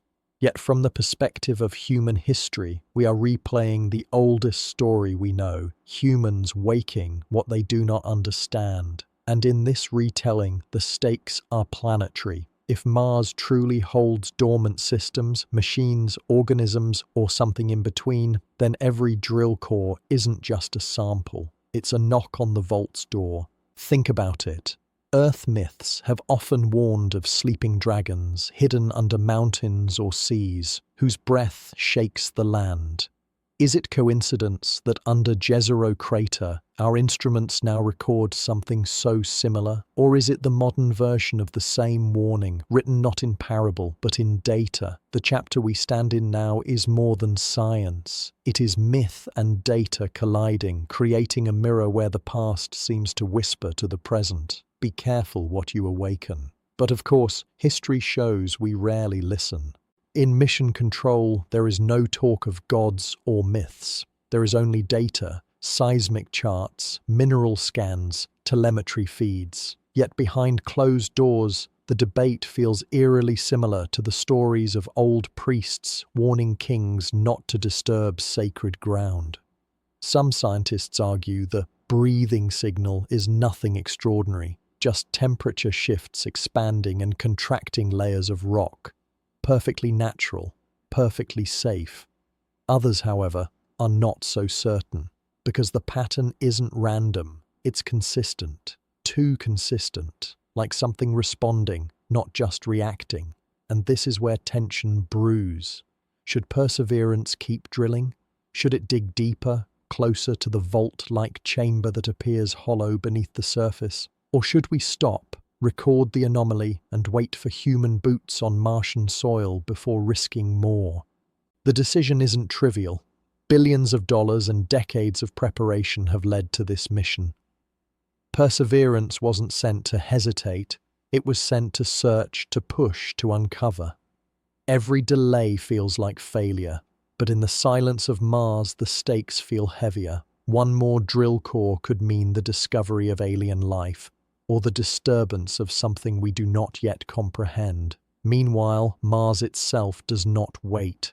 Dust storms shift across the crater, coating the rover's panels, whispering through its microphones. The planet almost seems alive in its stillness, watching as we stand at a crossroads, curiosity against caution. And the irony, humanity has faced this moment before, digging into tombs in Egypt, probing radioactive ores without understanding their danger, cracking atoms, unleashing forces we thought we could control. Again and again, we choose to push forward, often without pausing to consider what might push back. Now, with Perseverance poised above the vault, the same old question resurfaces. Is discovery worth the risk? And in that question, a subtle unease begins to spread among the team. Because while half of them argue for science, the other half quietly wonder, what if we're not just studying Mars? What if Mars, in some way, is already studying us? Step outside mission control for a moment. Imagine standing on the rim of Jezero crater, where Perseverance sits humming quietly in the dust. The sky glows a pale butterscotch, thin air whipping grains of sand across the landscape. To the human eye, it looks empty, lifeless, but to a machine, to sensors and instruments, the ground beneath your feet is anything but silent. Under the crater floor, seismometers register subtle tremors. Not quakes exactly, just faint pulses, rhythms that seem to rise and fall with uncanny precision. Some researchers compare them to a heartbeat. Others dismiss them as wind echoing through subsurface hollows. But either way, Mars doesn't present itself as a corpse. It presents itself as a sleeper, and that's the unsettling part. Because for decades, we've told ourselves Mars is a dead world, its oceans dried up, its atmosphere stripped away, its magnetic shield long gone, a world frozen in the past. Yet here we are, with machines finding patterns, minerals that shouldn't be where they are, and signals that hint at activity rather than silence. Look closer. Even the surface itself tells a story of hidden resilience.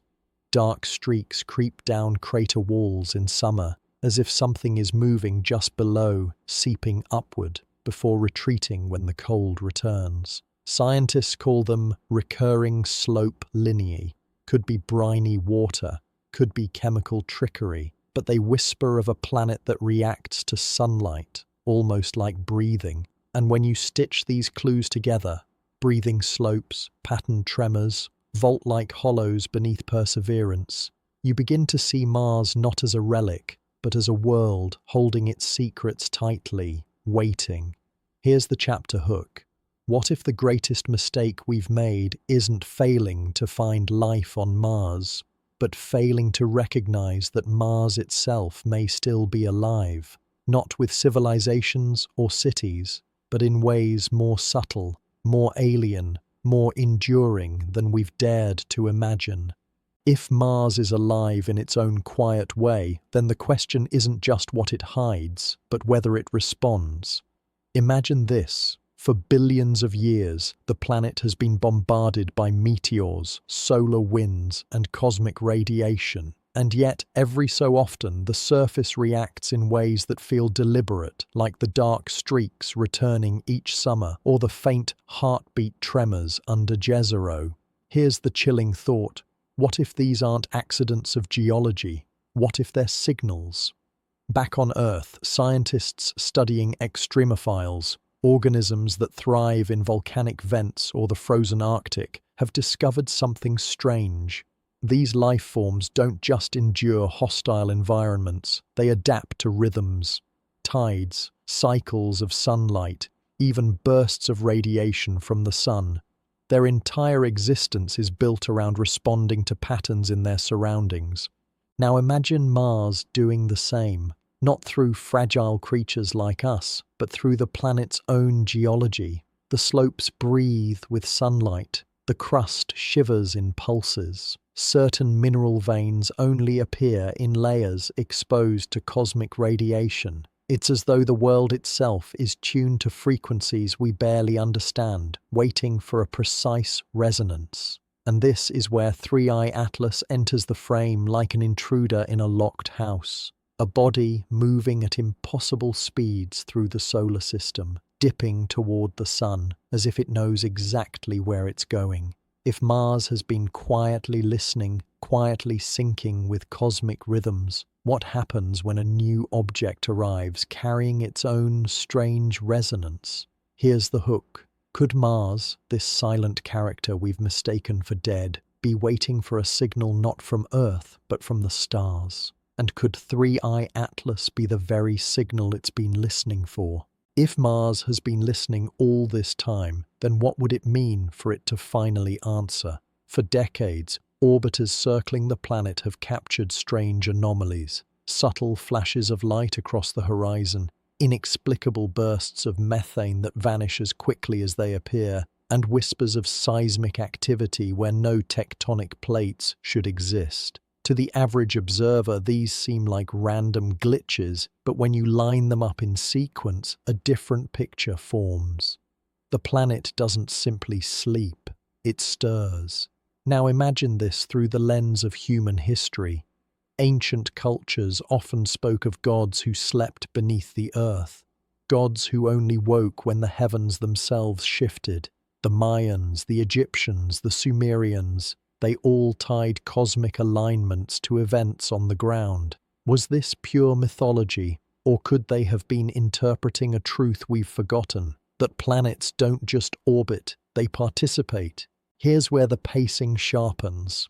Mars might not have been waiting for us at all. It may have been waiting for something like 3i Atlas. Think of it, an object rushing from interstellar space, not bound to our solar system's slow, predictable clockwork, but carrying a frequency alien to everything we know. And here's the terrifying possibility. When frequencies overlap, resonance begins. A wine glass shatters when a voice sings the right pitch. A bridge sways uncontrollably when wind meets its natural rhythm. If 3i Atlas hums with a tone that aligns with Mars's silent patterns, then what happens to a world that has been listening for billions of years? Would we see more flashes of methane, groundquakes stronger than anything we've recorded, or something subtler, an awakening not of organisms but of systems, ancient mechanisms hidden beneath the dust? The thought presses forward. What if the silence of Mars isn't emptiness, but a pause? A waiting breath. And 3i Atlas might be the moment it exhales. Picture it. Mars has been silent for eons, a desert world echoing only with the sigh of wind and the shuffle of dust storms. But silence is not the same as stillness. Deep beneath the crust, instruments from the InSight lander recorded faint tremors, marsquakes, unlike anything expected from a planet with no active plate tectonics. Some were sharp, quick jolts, others long rumbles that seemed to travel through hidden voids. What could they mean? Here's where speculation sharpens into a hypothesis. Scientists studying resonance point out that systems, whether mechanical, biological, or planetary, can remain dormant until nudged by the right stimulus. A seed in the desert waits for rain. A glacier remains motionless until the sun tilts a degree higher. Could Mars too be waiting for the right signal? Enter 3i Atlas, the interstellar wanderer. It hurtles through space at unimaginable speed, its passage dragging invisible tides of gravity, electromagnetic flux, and perhaps something stranger, frequencies we don't yet have names for. To Earth, its arrival is just a curiosity. To Mars, it may be a catalyst. Imagine the chain reaction. A subtle gravitational tug triggers old fracture zones beneath the Martian crust. Methane pockets, long sealed, burst upward. Dust devils multiply, their spirals charged with static electricity. Orbital satellites, watching from above, capture auroras flickering faintly at the poles, lights that shouldn't exist on a planet with such a thin magnetic field. And as all this happens, we, the distant observers, frame it in scientific terms. An anomaly, a coincidence, a data error. But within that language hides a deeper question. What if Mars is responding not passively, but actively? What if these events are not symptoms, but signals? Because here's the unnerving twist. Patterns suggest intention. Methane spikes don't just happen randomly, they recur seasonally, as though tied to cycles we haven't cracked. The timing of Marsquakes clusters in ways that don't align with simple cooling or contraction, and every rover that digs deeper seems to uncover stranger mineral forms, patterns that almost look arranged. The pause between breaths might be ending. Mars may not just be reacting to its environment, it may be rehearsing, preparing, and the arrival of 3i Atlas could be the cue it has been waiting for. What would it actually mean if Mars were no longer just a silent desert, but something stirring beneath the surface? To answer that, let's imagine the first hints, not as sudden cataclysms, but as whispers that grow louder with each passing season. Picture the Jezero crater at dawn. Perseverance's cameras capture a faint shimmer across the rocks, a mirage-like distortion. At first, it seems like a glitch in the lens. But then, day after day, the shimmer persists, always at the same time, as though the ground itself is breathing. Now, shift to orbit. Satellites begin mapping temperature fluctuations. Instead of the cold, consistent chill Mars should have, heat blooms appear in scattered patterns, glowing briefly before vanishing. Scientists describe them as thermal anomalies, but the distribution looks less like random activity and more like a pulse, radiating outward from invisible centers. And then come the dust storms. Mars has always had them, of course, some so massive they can swallow the entire planet for months. But recently, their timing has shifted. Instead of being tied strictly to seasonal changes, some whirlwinds now appear out of sync, as though triggered by something internal, a planet exhaling. Here's the chilling possibility. What if these anomalies are not geological, but systemic? Imagine Mars as an organism. The crust, a protective skin, the dust storms, circulatory sweeps, the methane releases, chemical signals, faint exhalations. If so, then 3i Atlas, passing through the solar system, may not simply be tugging Mars into agitation, it may be waking it. And if Mars is waking, what role does humanity play? Because our machines are already there, roving, drilling, and transmitting. Could they be acting like electrodes on a nerve, amplifying the response? Are we stimulating Mars into revealing something it has long hidden? The unsettling part is that we might not recognize the signs until they're undeniable. By the time we notice patterns aligning into rhythms into pulses, it may already be too late. Mars won't announce itself with words, but with storms, quakes, and lights in the sky. The question is no longer just what Mars is, but when Mars decides to show us. And if it does, will we interpret it as science, or as something stranger? A planetary intelligence answering a signal older than we can imagine. If this sounds too far-fetched, planets behaving like living systems, consider how Earth itself whispers in similar ways. Patterns emerge, disappear, and then return, often on scales so vast we barely recognize them until the pieces fall into place. Take permafrost in the Arctic. For tens of thousands of years it has remained frozen, locking away ancient gases and microbial life. And yet, with only slight warming, it begins to thaw. Methane bubbles rise to the surface, strange microbial colonies reactivate, and landscapes that once seemed permanent come alive again. Doesn't that sound eerily similar to methane bursts on Mars? Or consider cicadas. They vanish beneath the soil for 13 or even 17 years, invisible and forgotten. Then, almost in unison, billions emerge, their timing so precise it seems orchestrated by something larger than themselves. Life lying dormant, waiting for a trigger. Could Mars be holding back in the same way, waiting for the right cue, perhaps a celestial visitor like 3-Eye Atlas, to stir it into action? Even Earth's oceans hint at this rhythm. Deep currents, known as thermohaline circulation, pulse like the planet's heartbeat. They slow, accelerate, and sometimes even pause. The atmosphere listens, weather shifts, ecosystems follow. A single disruption in one corner of the globe ripples outward. Mars, too, may have such hidden circulations, currents beneath the dust, chemical tides moving unseen.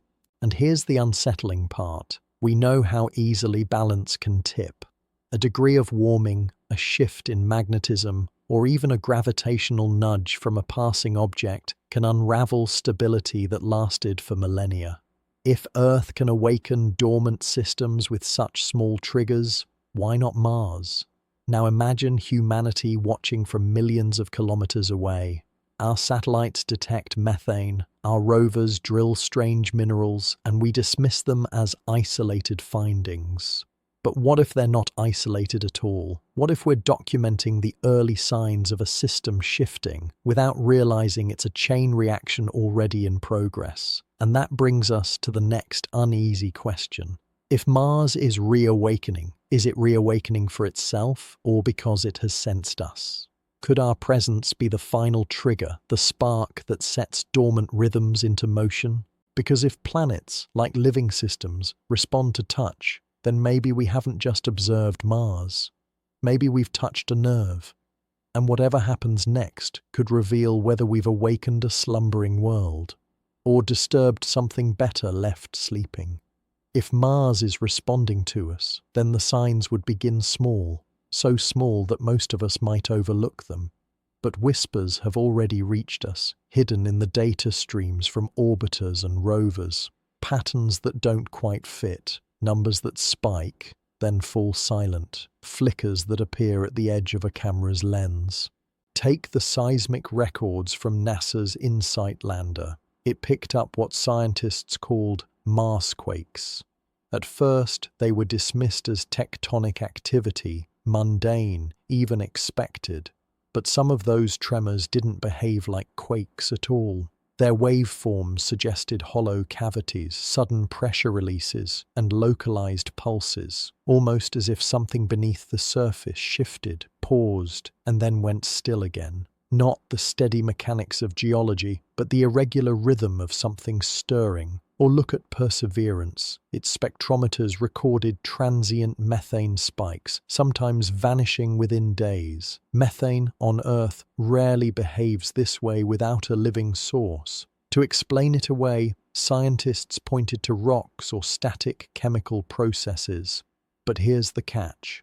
The spikes seem to cluster around particular drilling sites, as though the act of piercing the ground triggered something buried within. And then there are the photos, grainy, ambiguous, yet haunting. Shadows where there should be none. Glints of light on barren ridges. The official line is always the same.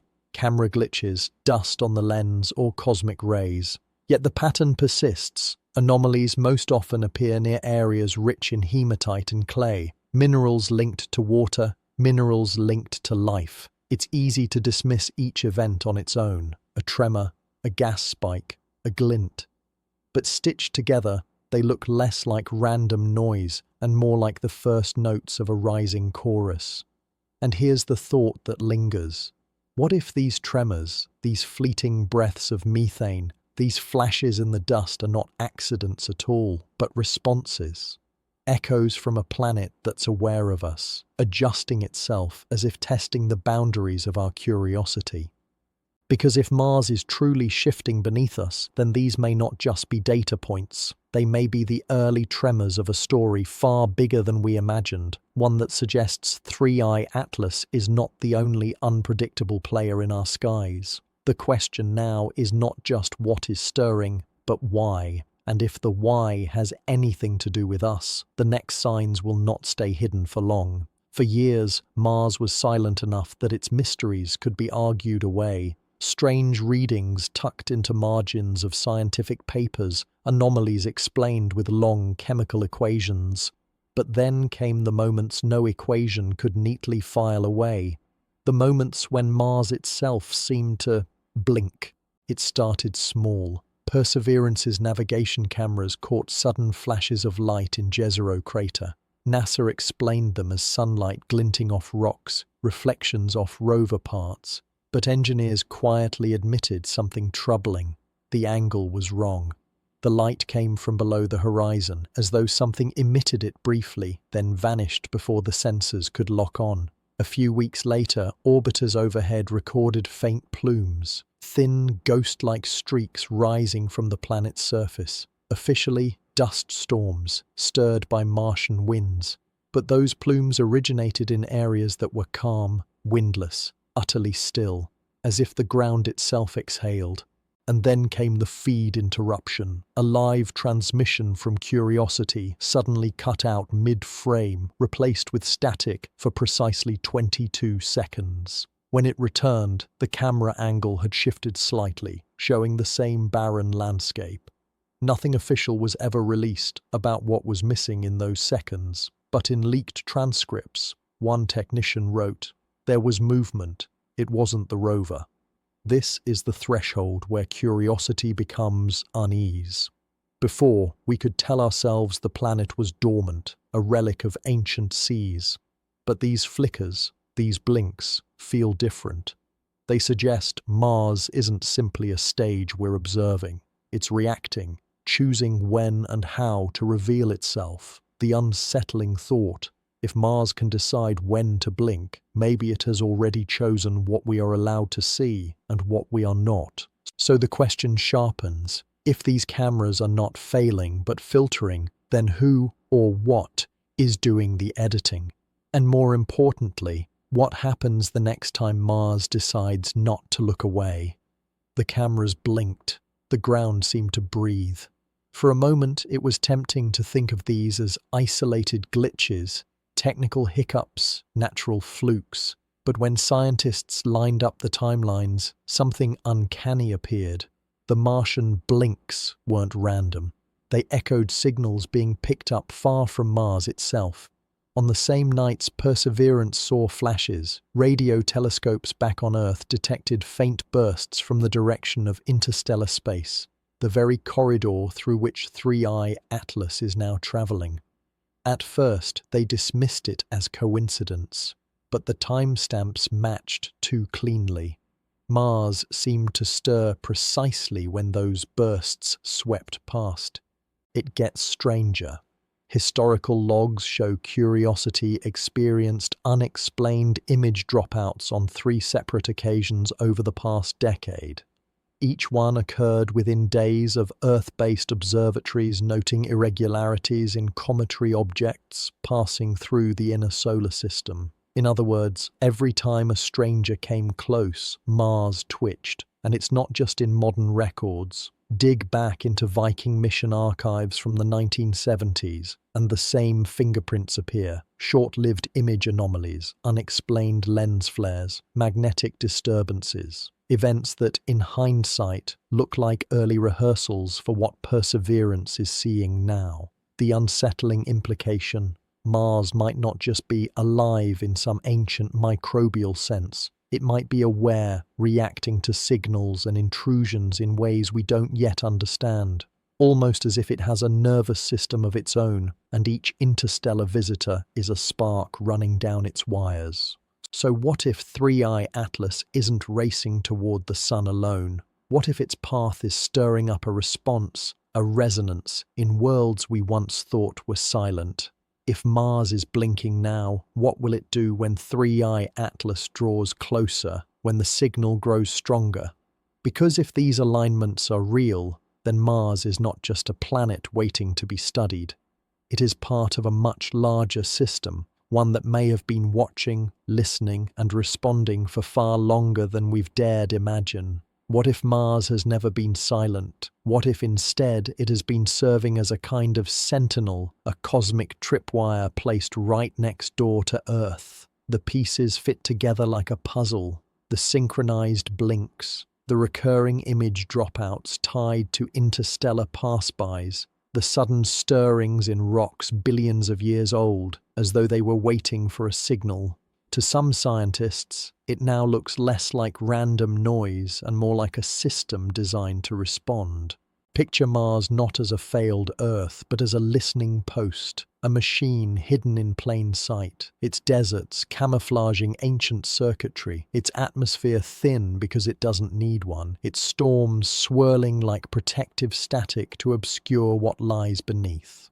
A world built to look broken so no one would bother to search too closely. And here's the hook that unsettles even the most skeptical minds. Whenever something crosses the solar system from beyond, whether it's Oumuamua, Borisov, or now 3i Atlas, Mars reacts. Not violently, but in subtle coded ways. A blink here, a signal there, as if to say, I'm awake, I see you. If that's true, then the question changes entirely. The Perseverance rover might not just be sampling soil, it may be probing a nervous system. Every drill, every laser shot, every movement across the surface could be like brushing against the skin of something vast, ancient, and hidden.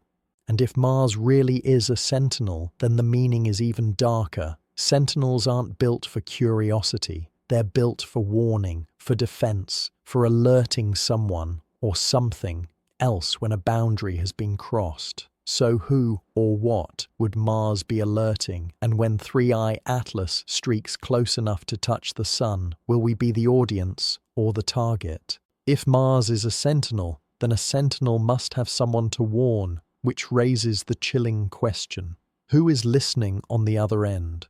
For decades, astronomers have scoured the skies with radio telescopes, hoping to intercept a signal from intelligent life. They've listened for beacons, repeating messages, or mathematical codes. But what if the signal was never meant for us? What if the real broadcast has been leaving Mars, quietly, invisibly, carried on frequencies and channels we haven't yet learned to decode? Some researchers point to strange anomalies captured by deep space monitoring arrays, bursts of energy that don't match pulsars, quasars, or black hole flares. They appear and vanish, drifting across the sky as if scattered like breadcrumbs. Most are dismissed as fast radio bursts, natural cosmic static. But compare the timing. Some of those bursts coincided with Oumuamua's flyby. Others flared after Borisov swept through. And now, as 3i Atlas plunges inward, new bursts are being logged in the cold quiet between the stars. It's as though Mars blinks once for us, then shouts silently to someone else. A two-layered language, a surface story we can half glimpse, and a deeper message travelling where we cannot follow. Imagine the implications. Every rover, every orbiter, every photograph we've taken might have been recorded, not by us, but through us. We, unknowingly, could be serving as the middlemen. Mars doesn't need to send data across the solar system when our antennas, satellites, and cameras are already turned toward it. Perhaps the real transmission has been piggybacking on our technology all along. And here's the unsettling thought. What if the signal is not a warning at all, but an invitation, a cosmic flare telling the void, the boundary has been crossed, come and see? Because if Mars has been broadcasting for billions of years, then something, somewhere, has had time to hear it. And if 3i Atlas is arriving now, maybe it isn't a coincidence, maybe it's a reply. If 3i Atlas is the reply, then we have to ask, who or what was the original sender? Was it Mars itself? Or was Mars just a relay station, a kind of cosmic post office? Picture the sequence. Billions of years ago, Mars was not the frozen desert we know today. It had rivers, oceans, an atmosphere thick enough to cradle storms. Life may have emerged there, simple, microbial, perhaps even more. But then came the great collapse. The magnetic field faltered, the oceans boiled away, and the surface turned to dust. Yet what if survival didn't mean staying alive in the traditional sense? What if survival meant encoding memory, intention, and signal into the very rocks? Those leopard spots Perseverance drills into, Vivianite, Greigite, the odd mineral scars, could be more than remnants of long-dead microbes. They might be nodes in a planetary circuit. Think of it, a world-sized antenna, quiet for eons, waiting for a trigger, and the trigger might have been us. The moment our radio waves spilled into space, Mars would have heard us. The moment our probes landed, drilling, scanning, testing, it would have recognized our presence. And then, like a tripwire long buried in sand, it activated, a signal sent not back to Earth but outward into the abyss. This is where the timing grows uncomfortable. Oumuamua in 2017, Borisov in 2019, 3I Atlas now, 3 interstellar visitors in the narrowest cosmic blink, all appearing after we announced our permanent presence on Mars. If that is coincidence, it is a staggering one. If it is not, then the chain reaction is already in motion. And here's the darker possibility. What if the signal wasn't "we are here," but "they are ready"? Ready for what? Colonization, contact, or perhaps judgment? We've always imagined ourselves as the discoverers, the pioneers reaching outward. But what if humanity has been walking into a carefully staged encounter, one prepared long before we were capable of leaving Earth? The story of Mars might not be about fossils, rivers, or dust. It might be about a long game, a plan that waited patiently for us to cross the threshold. And if 3I Atlas is part of that plan, then we're not chasing it across the solar system. It is coming to meet us. If Mars was the sender, then 3I Atlas may be the reply. But here's the unnerving thought. Signals don't just vanish into the void. Space is full of receivers, natural and artificial, conscious or not, that could pick up a whisper from a once living world. The question is, who exactly answered back? Astronomers have long puzzled over fast radio bursts, blinding flashes of energy that erupt across the universe in milliseconds. Most are distant, born in galaxies millions of light-years away. Yet a few appear strangely close, repeating from the edges of our own Milky Way. What if these bursts are not just natural phenomena, but test signals? Pings in a cosmic conversation, Mars calls. The void responds. And then, an object like 3I Atlas arrives, as if to say, message received. Think of the precision. 3I Atlas isn't drifting aimlessly. Its path is razor-sharp, threading between planets, using gravity like stepping stones. Oumuamua did the same. Both objects defied our expectations of what natural interstellar debris should look like. Their trajectories feel less like accidents and more like delivery routes. And then comes the disturbing symmetry. Each arrival coincides with moments when humanity took bold steps outward. Oumuamua, after we lit the solar system with probes and satellites. Borisov, after we landed rovers on Mars and mapped its underground ice. And now 3I Atlas, appearing just as Perseverance drills into those mineral scars. Could it be that the cosmos is not silent, but carefully synchronized? That for every step we take, something out there answers? If so, then the solar system may be less of a home and more of a stage, its actors waiting for their cue. But here's the hook that unsettles even the most grounded scientists. If these interstellar messengers are replies, then they didn't just come to observe. Replies by nature demand interaction. They are responses to a question. which means we may have asked something without realizing it. And if the question was, are we alone? Then the answer is on its way. What if the reply wasn't meant for us at all? Imagine this. Mars transmits, a lingering echo of something ancient, a last broadcast from a world that fell silent. Across the gulf of interstellar space, another intelligence detects that faint signature. To them, Mars may not appear dead. To them, Mars might look like an outpost awaiting contact. And here's the chilling possibility.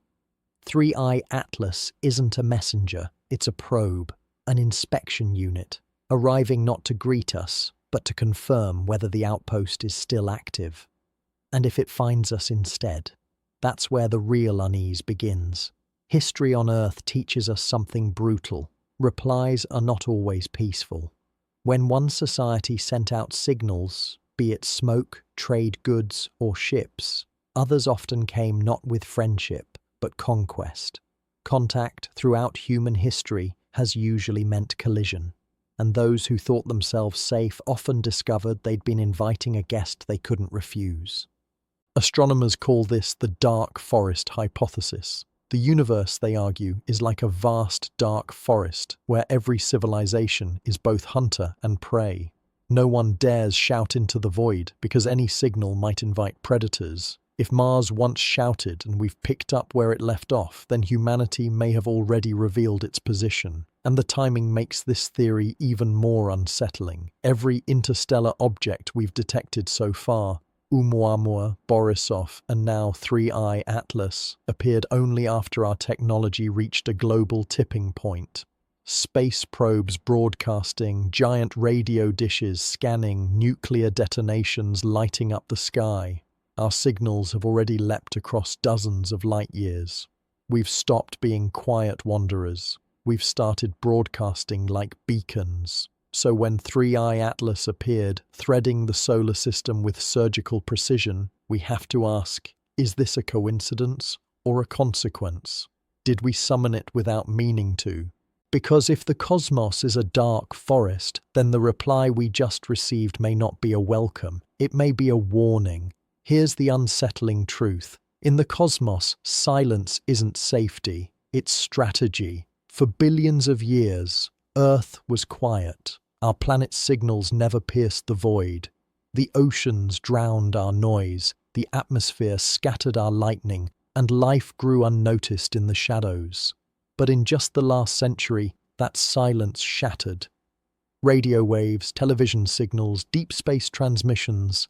Our presence is now stitched into the cosmic fabric like a flare in the darkness, and it may be too late to undo it.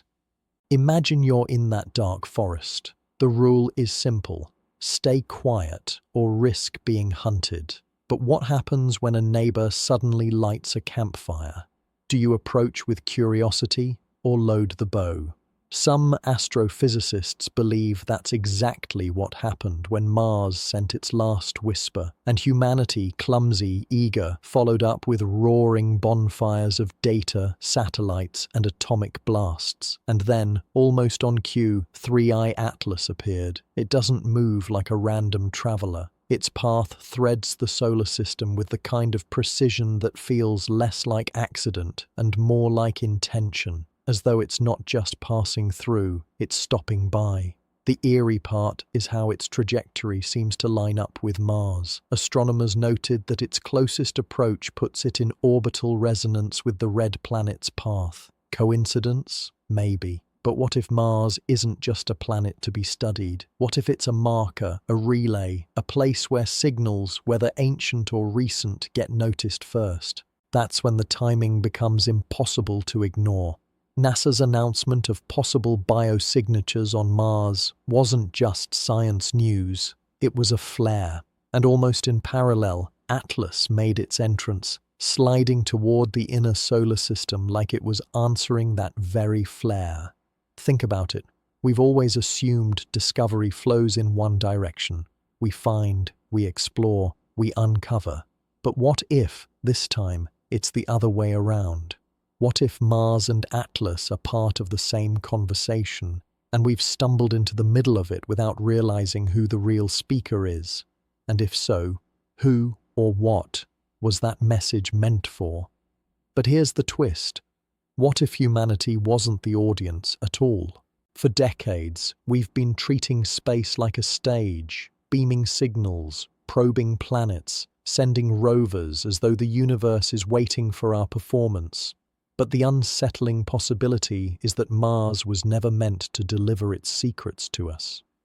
What if Mars has always been a transmitter and Atlas is the receiver? Look at the clues. Those strange mineral patterns Perseverance drilled into, Vivianite, Greigite, formations that mimic biological processes. We label them possible biosignatures, but think of them another way, as coded storage. On Earth, we've begun experimenting with DNA storage, compressing vast amounts of data into living structures. What if Mars has been hosting something similar for eons? A planetary hard drive, loaded not with fossils of the past, but with instructions for the future. And then along comes Atlas. Its trajectory brings it within range, its timing uncanny, almost as if the object is sweeping by to check in, to download or awaken what's stored beneath that red dust. To us, it looks like chance. To something older, it may be synchronization. Pause here and consider. Why is it that every time humanity takes a leap, splitting the atom, broadcasting signals, probing Mars, something out there seems to stir? Oumuamua in 2017, Borisov in 2019, and now Atlas, 3 interstellar objects in barely half a century after billions of years of silence. Statistically absurd, unless they were never random. Maybe these visitors aren't scouts at all. Maybe they're auditors. They arrive when a species lights up the galactic map, evaluating whether that spark is worth fanning or extinguishing. If that's true, then Mars wasn't simply our stepping stone into space.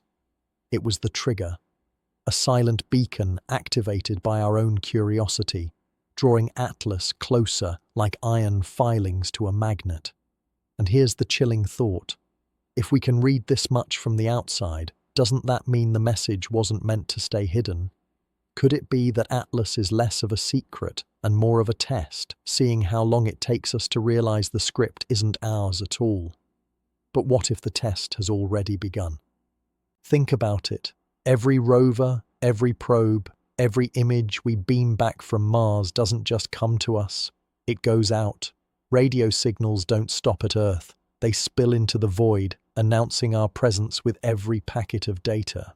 We think of Perseverance sending home pictures of dusty landscapes, but to anything listening beyond our planet, those transmissions are more than images. They're coordinates, a declaration. We are here. We are active. We are reaching out. Now overlay Atlas into that equation. Its path, precise. Its timing, uncanny. To us, the object looks like a frozen traveler passing through, nothing more than rock and ice. But what if its role is observational, less a comet, more a silent recorder? Imagine Atlas not as a messenger arriving, but as a messenger leaving, carrying a compressed archive of everything Mars has stored, everything our machines have stirred awake, and everything we've inadvertently broadcast while watching. It's the kind of thought that makes the skin prickle. Maybe we're not just explorers. Maybe we've already been drafted as participants in someone else's experiment.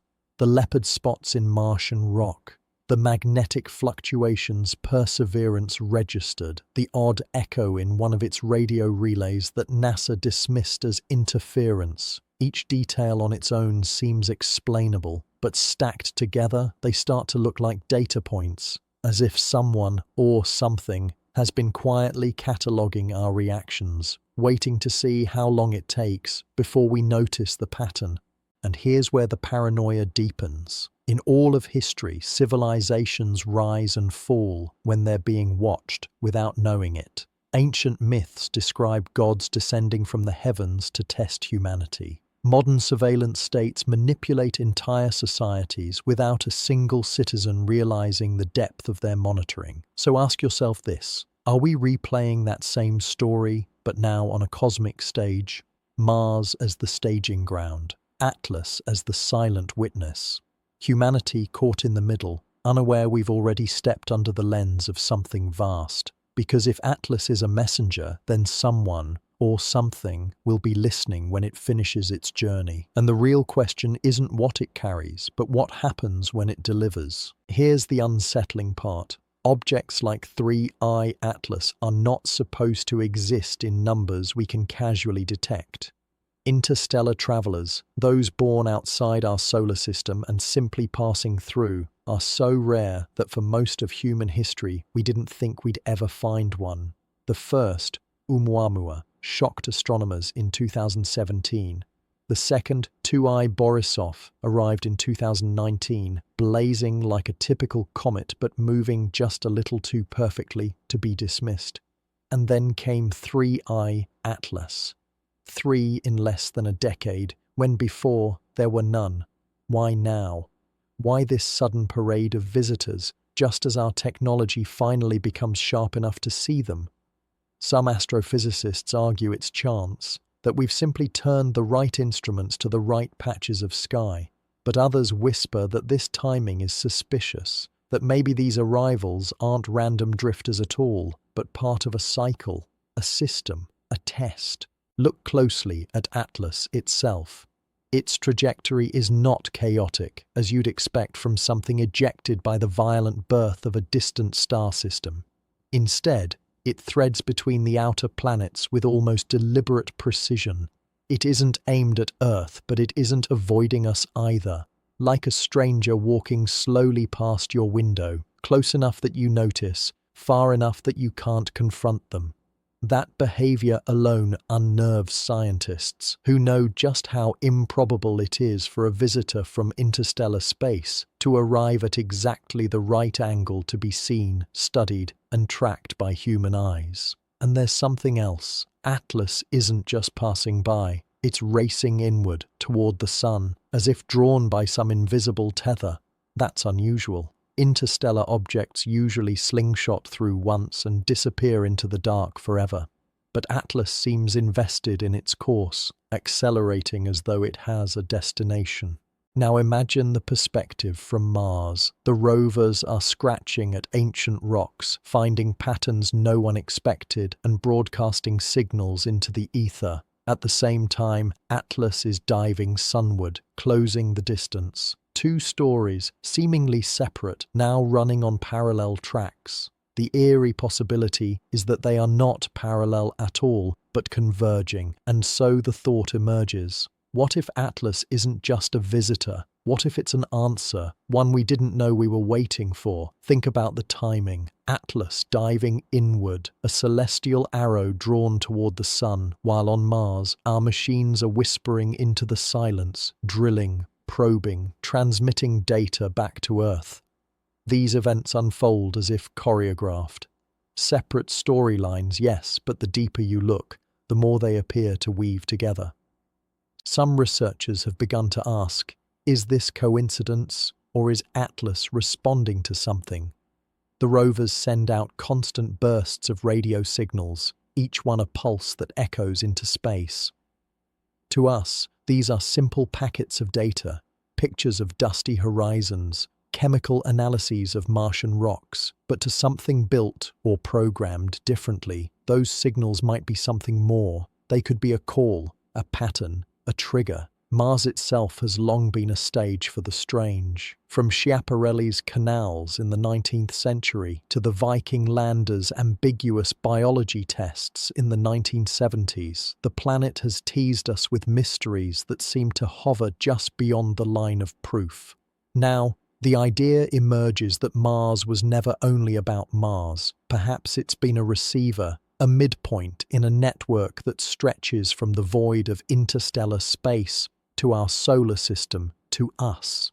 And here's the haunting thought. If Atlas is responding, then Mars may not just be a planet we study. It may be a node, a switch, something deliberately placed in the path of civilizations that dare to look too closely. We wanted fossils, relics of microbial life frozen in stone. Instead, we may have stumbled into circuitry, components of a system that comes alive only when curiosity reaches a certain threshold. So imagine the scene from above. Atlas racing sunward, Mars pulsing with our digital probes, Earth straining to understand the signals. Three bodies, planet, object, suddenly aligned in space and in story like pieces on a cosmic board. And whether by design or by chance, humanity has just made its move. The unsettling question is not whether we'll get an answer, it's what kind of answer we've already triggered. What if Mars has never been just a silent world of dust and stone? What if, hidden in its barren valleys and craters, lies a network built for communication, not by us, but for us to eventually uncover? The strange mineral signatures rovers are uncovering, vivianite, greigite, hematite, blueberries, aren't just geological curiosities. On Earth, such formations often form through biological or electrochemical processes, especially in environments where energy is transferred from one system to another. In a lab notebook, they're data points, but on a cosmic scale, they might resemble circuitry scattered across the planet's skin.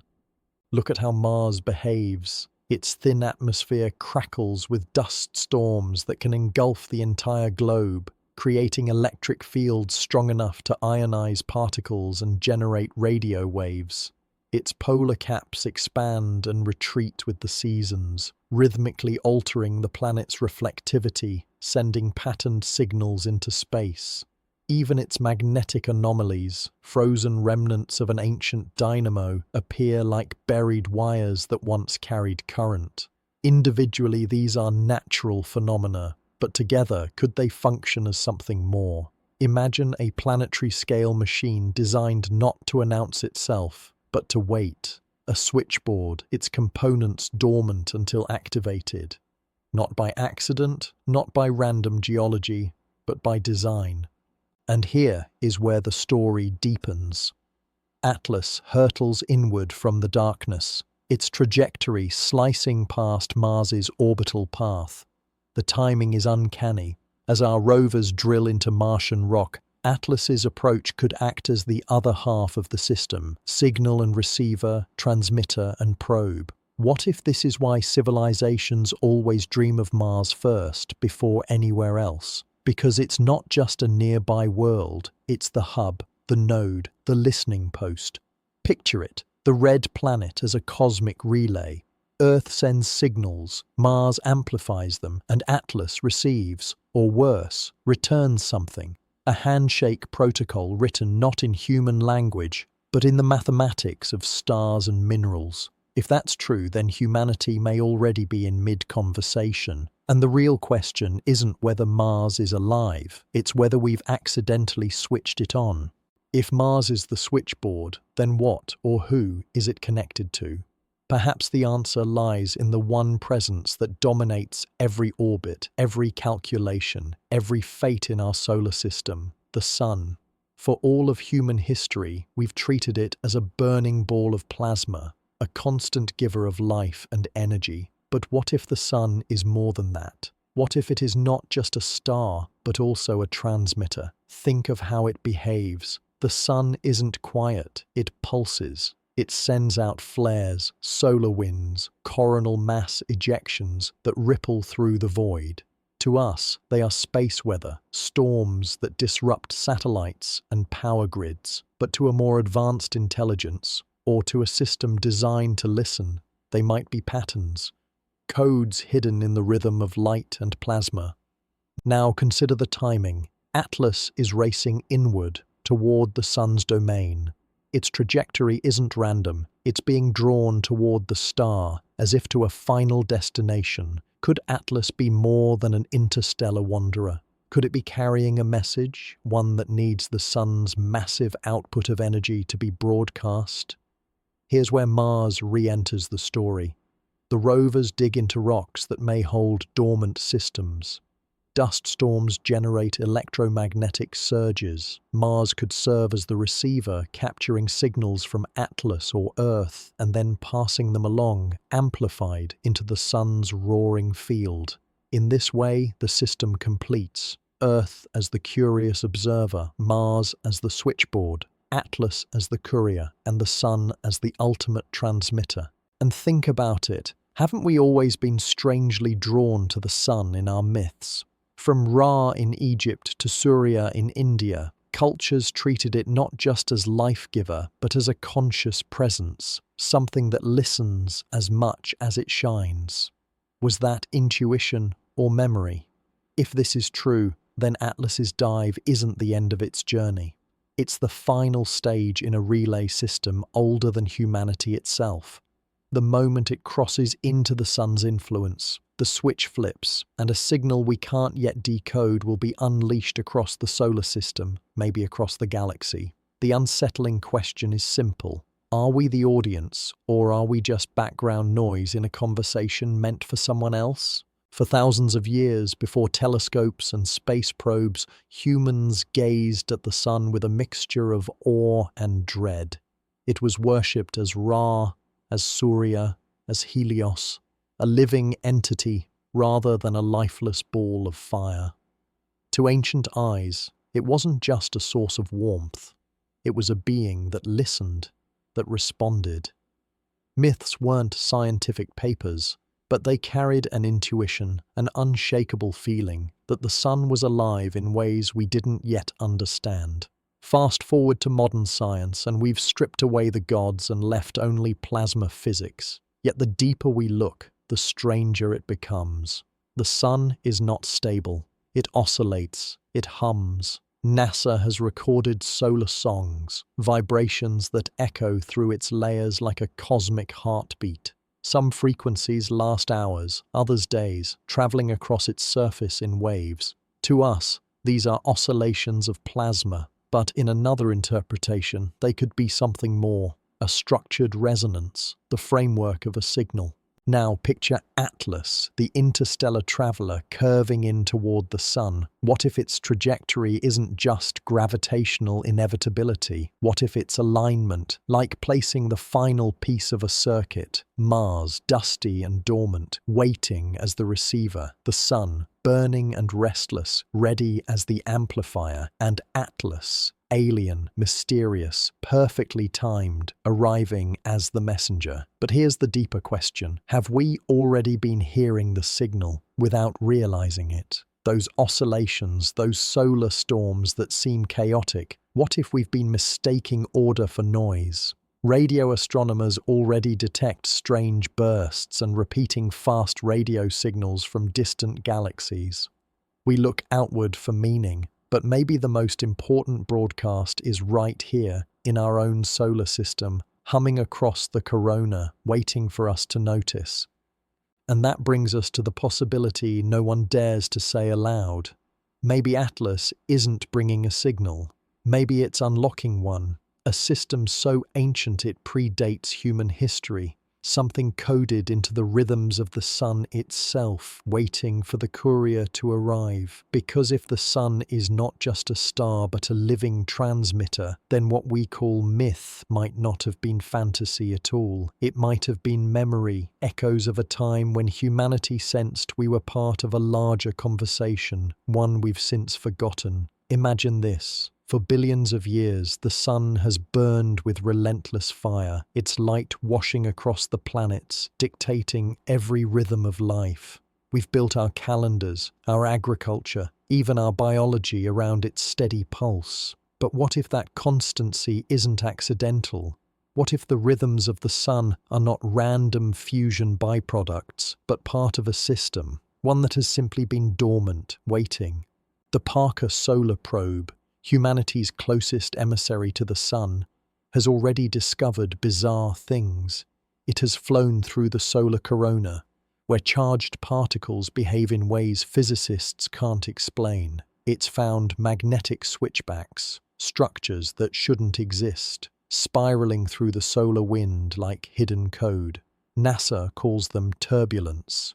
But to another intelligence, turbulence could be information. A packet of instructions scattered across the solar system. Now here's the chilling thought. If Atlas has been moving purposefully, and if Mars is the receiver, then the Sun itself may be the broadcast tower. What happens when all three align? Imagine a switch flicking. Suddenly, those oscillations and radio bursts we've dismissed as noise sharpen into a coherent signal, not one we generate, but one directed at us.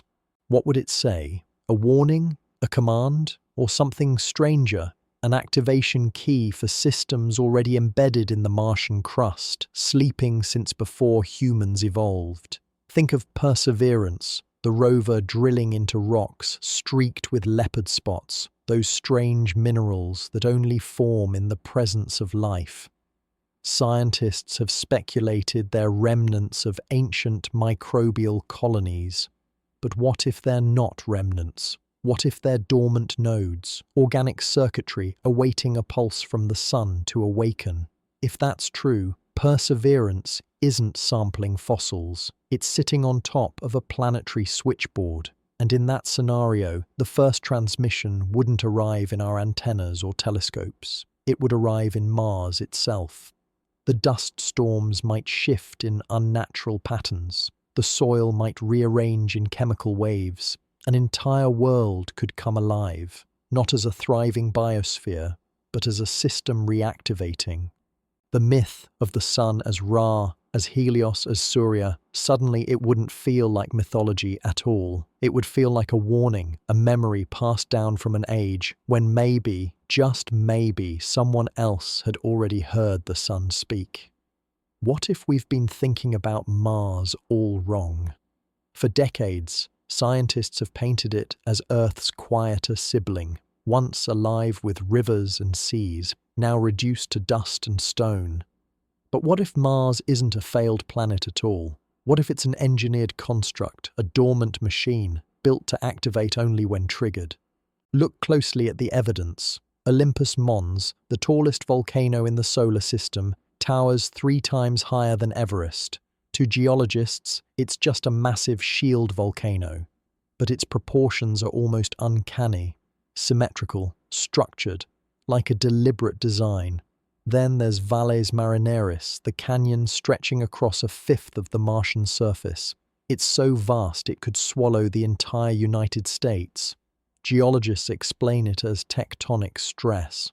Yet its sheer scale, running like a scar across the planet, makes it look less like erosion and more like a system fracture, a seam in a machine waiting to be reopened. Even the recurring slope lineae, those dark streaks that appear seasonally flowing down crater walls, remain mysterious. Some say they're salty water, others dry landslides, but think of them differently. Channels, veins, like the blood of a planet that isn't dead, but simply asleep. And here's where it all converges. If the sun is the transmitter and Mars is the receiver, then Atlas, this interstellar visitor, is the courier. The object's trajectory toward the inner solar system isn't random. Its path brushes past Mars at precisely the distance needed to interact. It doesn't have to land. It only needs to pass close enough to deliver its charge, like a cosmic key sliding into a lock. Imagine it. The object swings past. Invisible systems buried beneath the Martian crust awaken, and suddenly the red planet begins to hum. Not in sound, but in subtle pulses. Magnetic fields shifting, minerals reorganizing, surface features stirring. To us, it might appear as nothing more than strange dust storms or minor quakes. But in reality, it would be the rebooting of a planetary-scale system. Ancient myths of Mars as the god of war would gain a darker meaning. What if war wasn't about battles fought by men, but about machines waking to serve a purpose? And what if Atlas is here to remind Mars of its role, not as a silent neighbor, but as an active participant in a system larger than Earth can imagine? But how would we even know if Mars began to wake? The answer is, maybe we already do. Strange anomalies have been logged by orbiters and rovers for years, dismissed as quirks of geology or weather. Yet when viewed through a different lens, they look eerily like the first signs of something stirring beneath the crust. Take the magnetic pulses. Mars shouldn't have any significant magnetic field. Its dynamo supposedly died billions of years ago. Yet NASA's MAVEN spacecraft detected localized bursts of magnetism, strong and unpredictable, rising from the surface in brief intervals. Scientists chalked them up to remnant crustal fields, but what if they weren't remnants at all? What if they were system sparks, faint electrical coughs of a machine starting to hum after eons of silence? And then there are the quakes. The InSight lander recorded Mars quakes, small but persistent, coming not just from tectonic activity but from deep inside. One event lasted nearly an hour.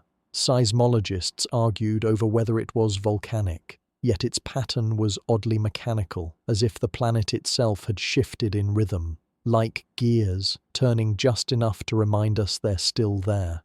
Even Perseverance has logged puzzles. Strange, reflective glints on rock surfaces, patches of soil that seem to shift after being photographed, as though the ground itself rearranges between shots. Most people never hear about these anomalies. They're buried in technical reports, footnotes that don't make the news. But if Mars is a machine, then these are its murmurs, slipping through the static. And now comes Atlas, racing sunward. Its trajectory means that in mere months it will sweep close enough to deliver whatever signal or charge it carries. Imagine that moment, an object born in the void gliding past while deep within Mars, long slumbering systems detect the trigger. Suddenly, the planet's quakes grow stronger, magnetic bursts become steady pulses, dust storms rise with unnatural timing. To an ordinary observer, it would look like random chaos. To someone watching closely, it would be clear: Mars is listening, Mars is responding. Here lies the true terror. If Mars is part of a design, then Earth cannot be outside it. We are next-door neighbors to a system waking up, and we may not be bystanders for long. If Mars truly is a machine, then the question we dare not ask becomes unavoidable. What is its purpose? Machines are not built to slumber forever. They wait for instructions, for a command to act. And if Mars is beginning to stir, we must consider that Earth has always been the logical target. Think about the arrangement. Mars and Earth are neighbors, linked in orbital rhythm, exchanging glances every few years when their paths draw closest. To most, this is a cosmic coincidence, but to those who suspect design, it looks more like calibration. Mars could be the staging ground, Earth the destination, the testing ground for signals, the endgame for activation. And here's where it gets unsettling.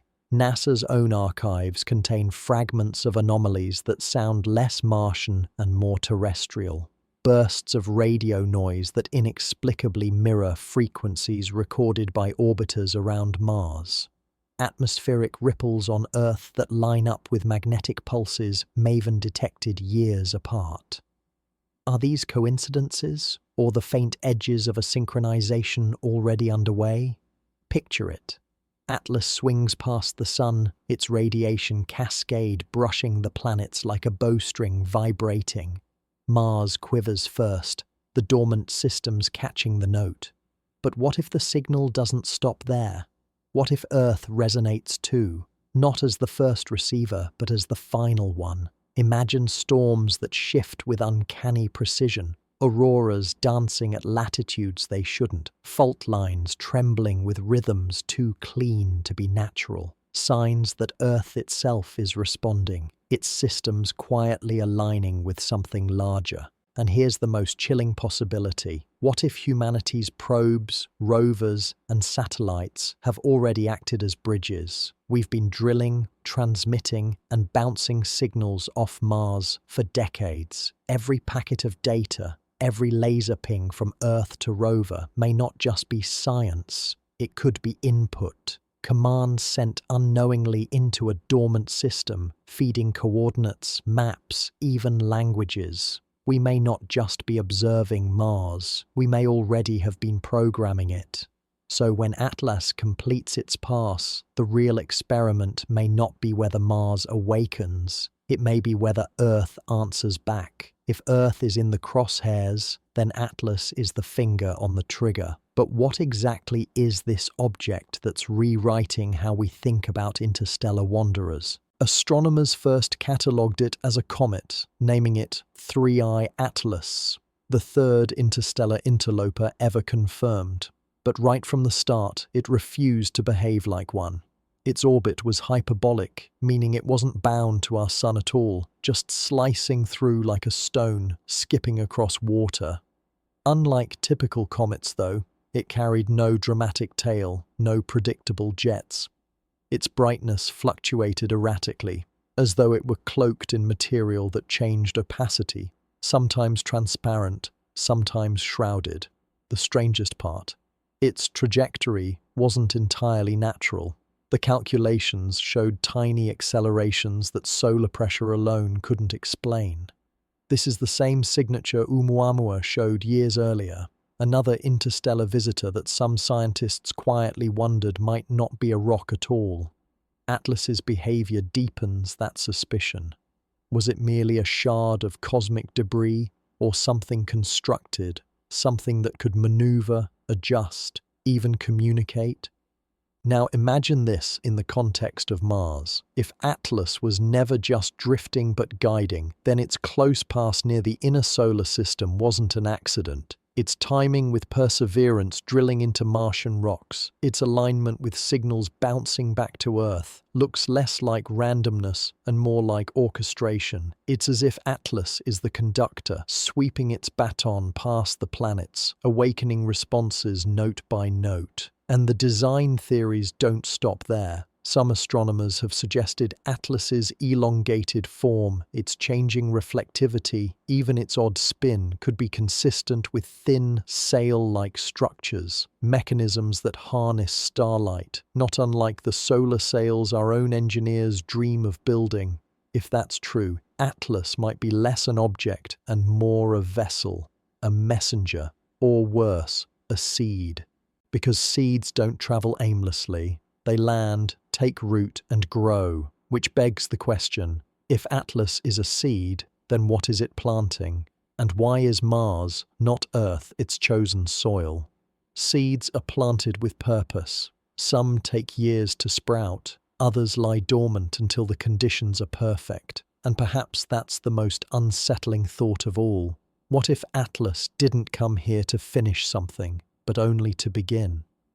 Mars, with its scarred valleys and strange mineral signatures, might not just be a graveyard of what was, but a nursery of what will be, a waiting room for processes far older, far stranger than human history can fathom. Atlas, crossing the gulf between stars, could be less an invader and more an architect, dropping fragments of design into planetary systems, then leaving, silent, to check back millennia later. If that's true, then what Perseverance uncovers in those rocks isn't just Martian history, it's part of a blueprint that Earth may already be reading, perhaps without realizing it. Our satellites orbit, our instruments probe, our computers hum. What if every signal, every pulse of energy we release into the cosmos isn't random, but exactly what the system was waiting for? What if the activation isn't tomorrow, but already underway? And here lies the paradox. Humanity has always looked at the stars with curiosity, believing discovery would empower us, free us from our smallness. But what if discovery is the mechanism itself? What if the act of looking is what wakes the sleeper? No one knows whether Atlas is drifting debris or deliberate design. No one can say if Mars is merely dust or a dormant machine. But the convergence of these mysteries reminds us of a truth as old as the night sky. The universe doesn't just hold answers, it holds mirrors. Maybe Atlas isn't showing us something alien at all. Maybe it's revealing how little we understand about ourselves, our place, and the systems that enfold us. So the question isn't whether Atlas is hiding something on Mars. The question is whether Mars, and perhaps Earth itself, are hiding something within us, something waiting to awaken. And as Atlas continues its silent journey past the sun, leaving us with more questions than certainty, the story remains unfinished. Perhaps it always will.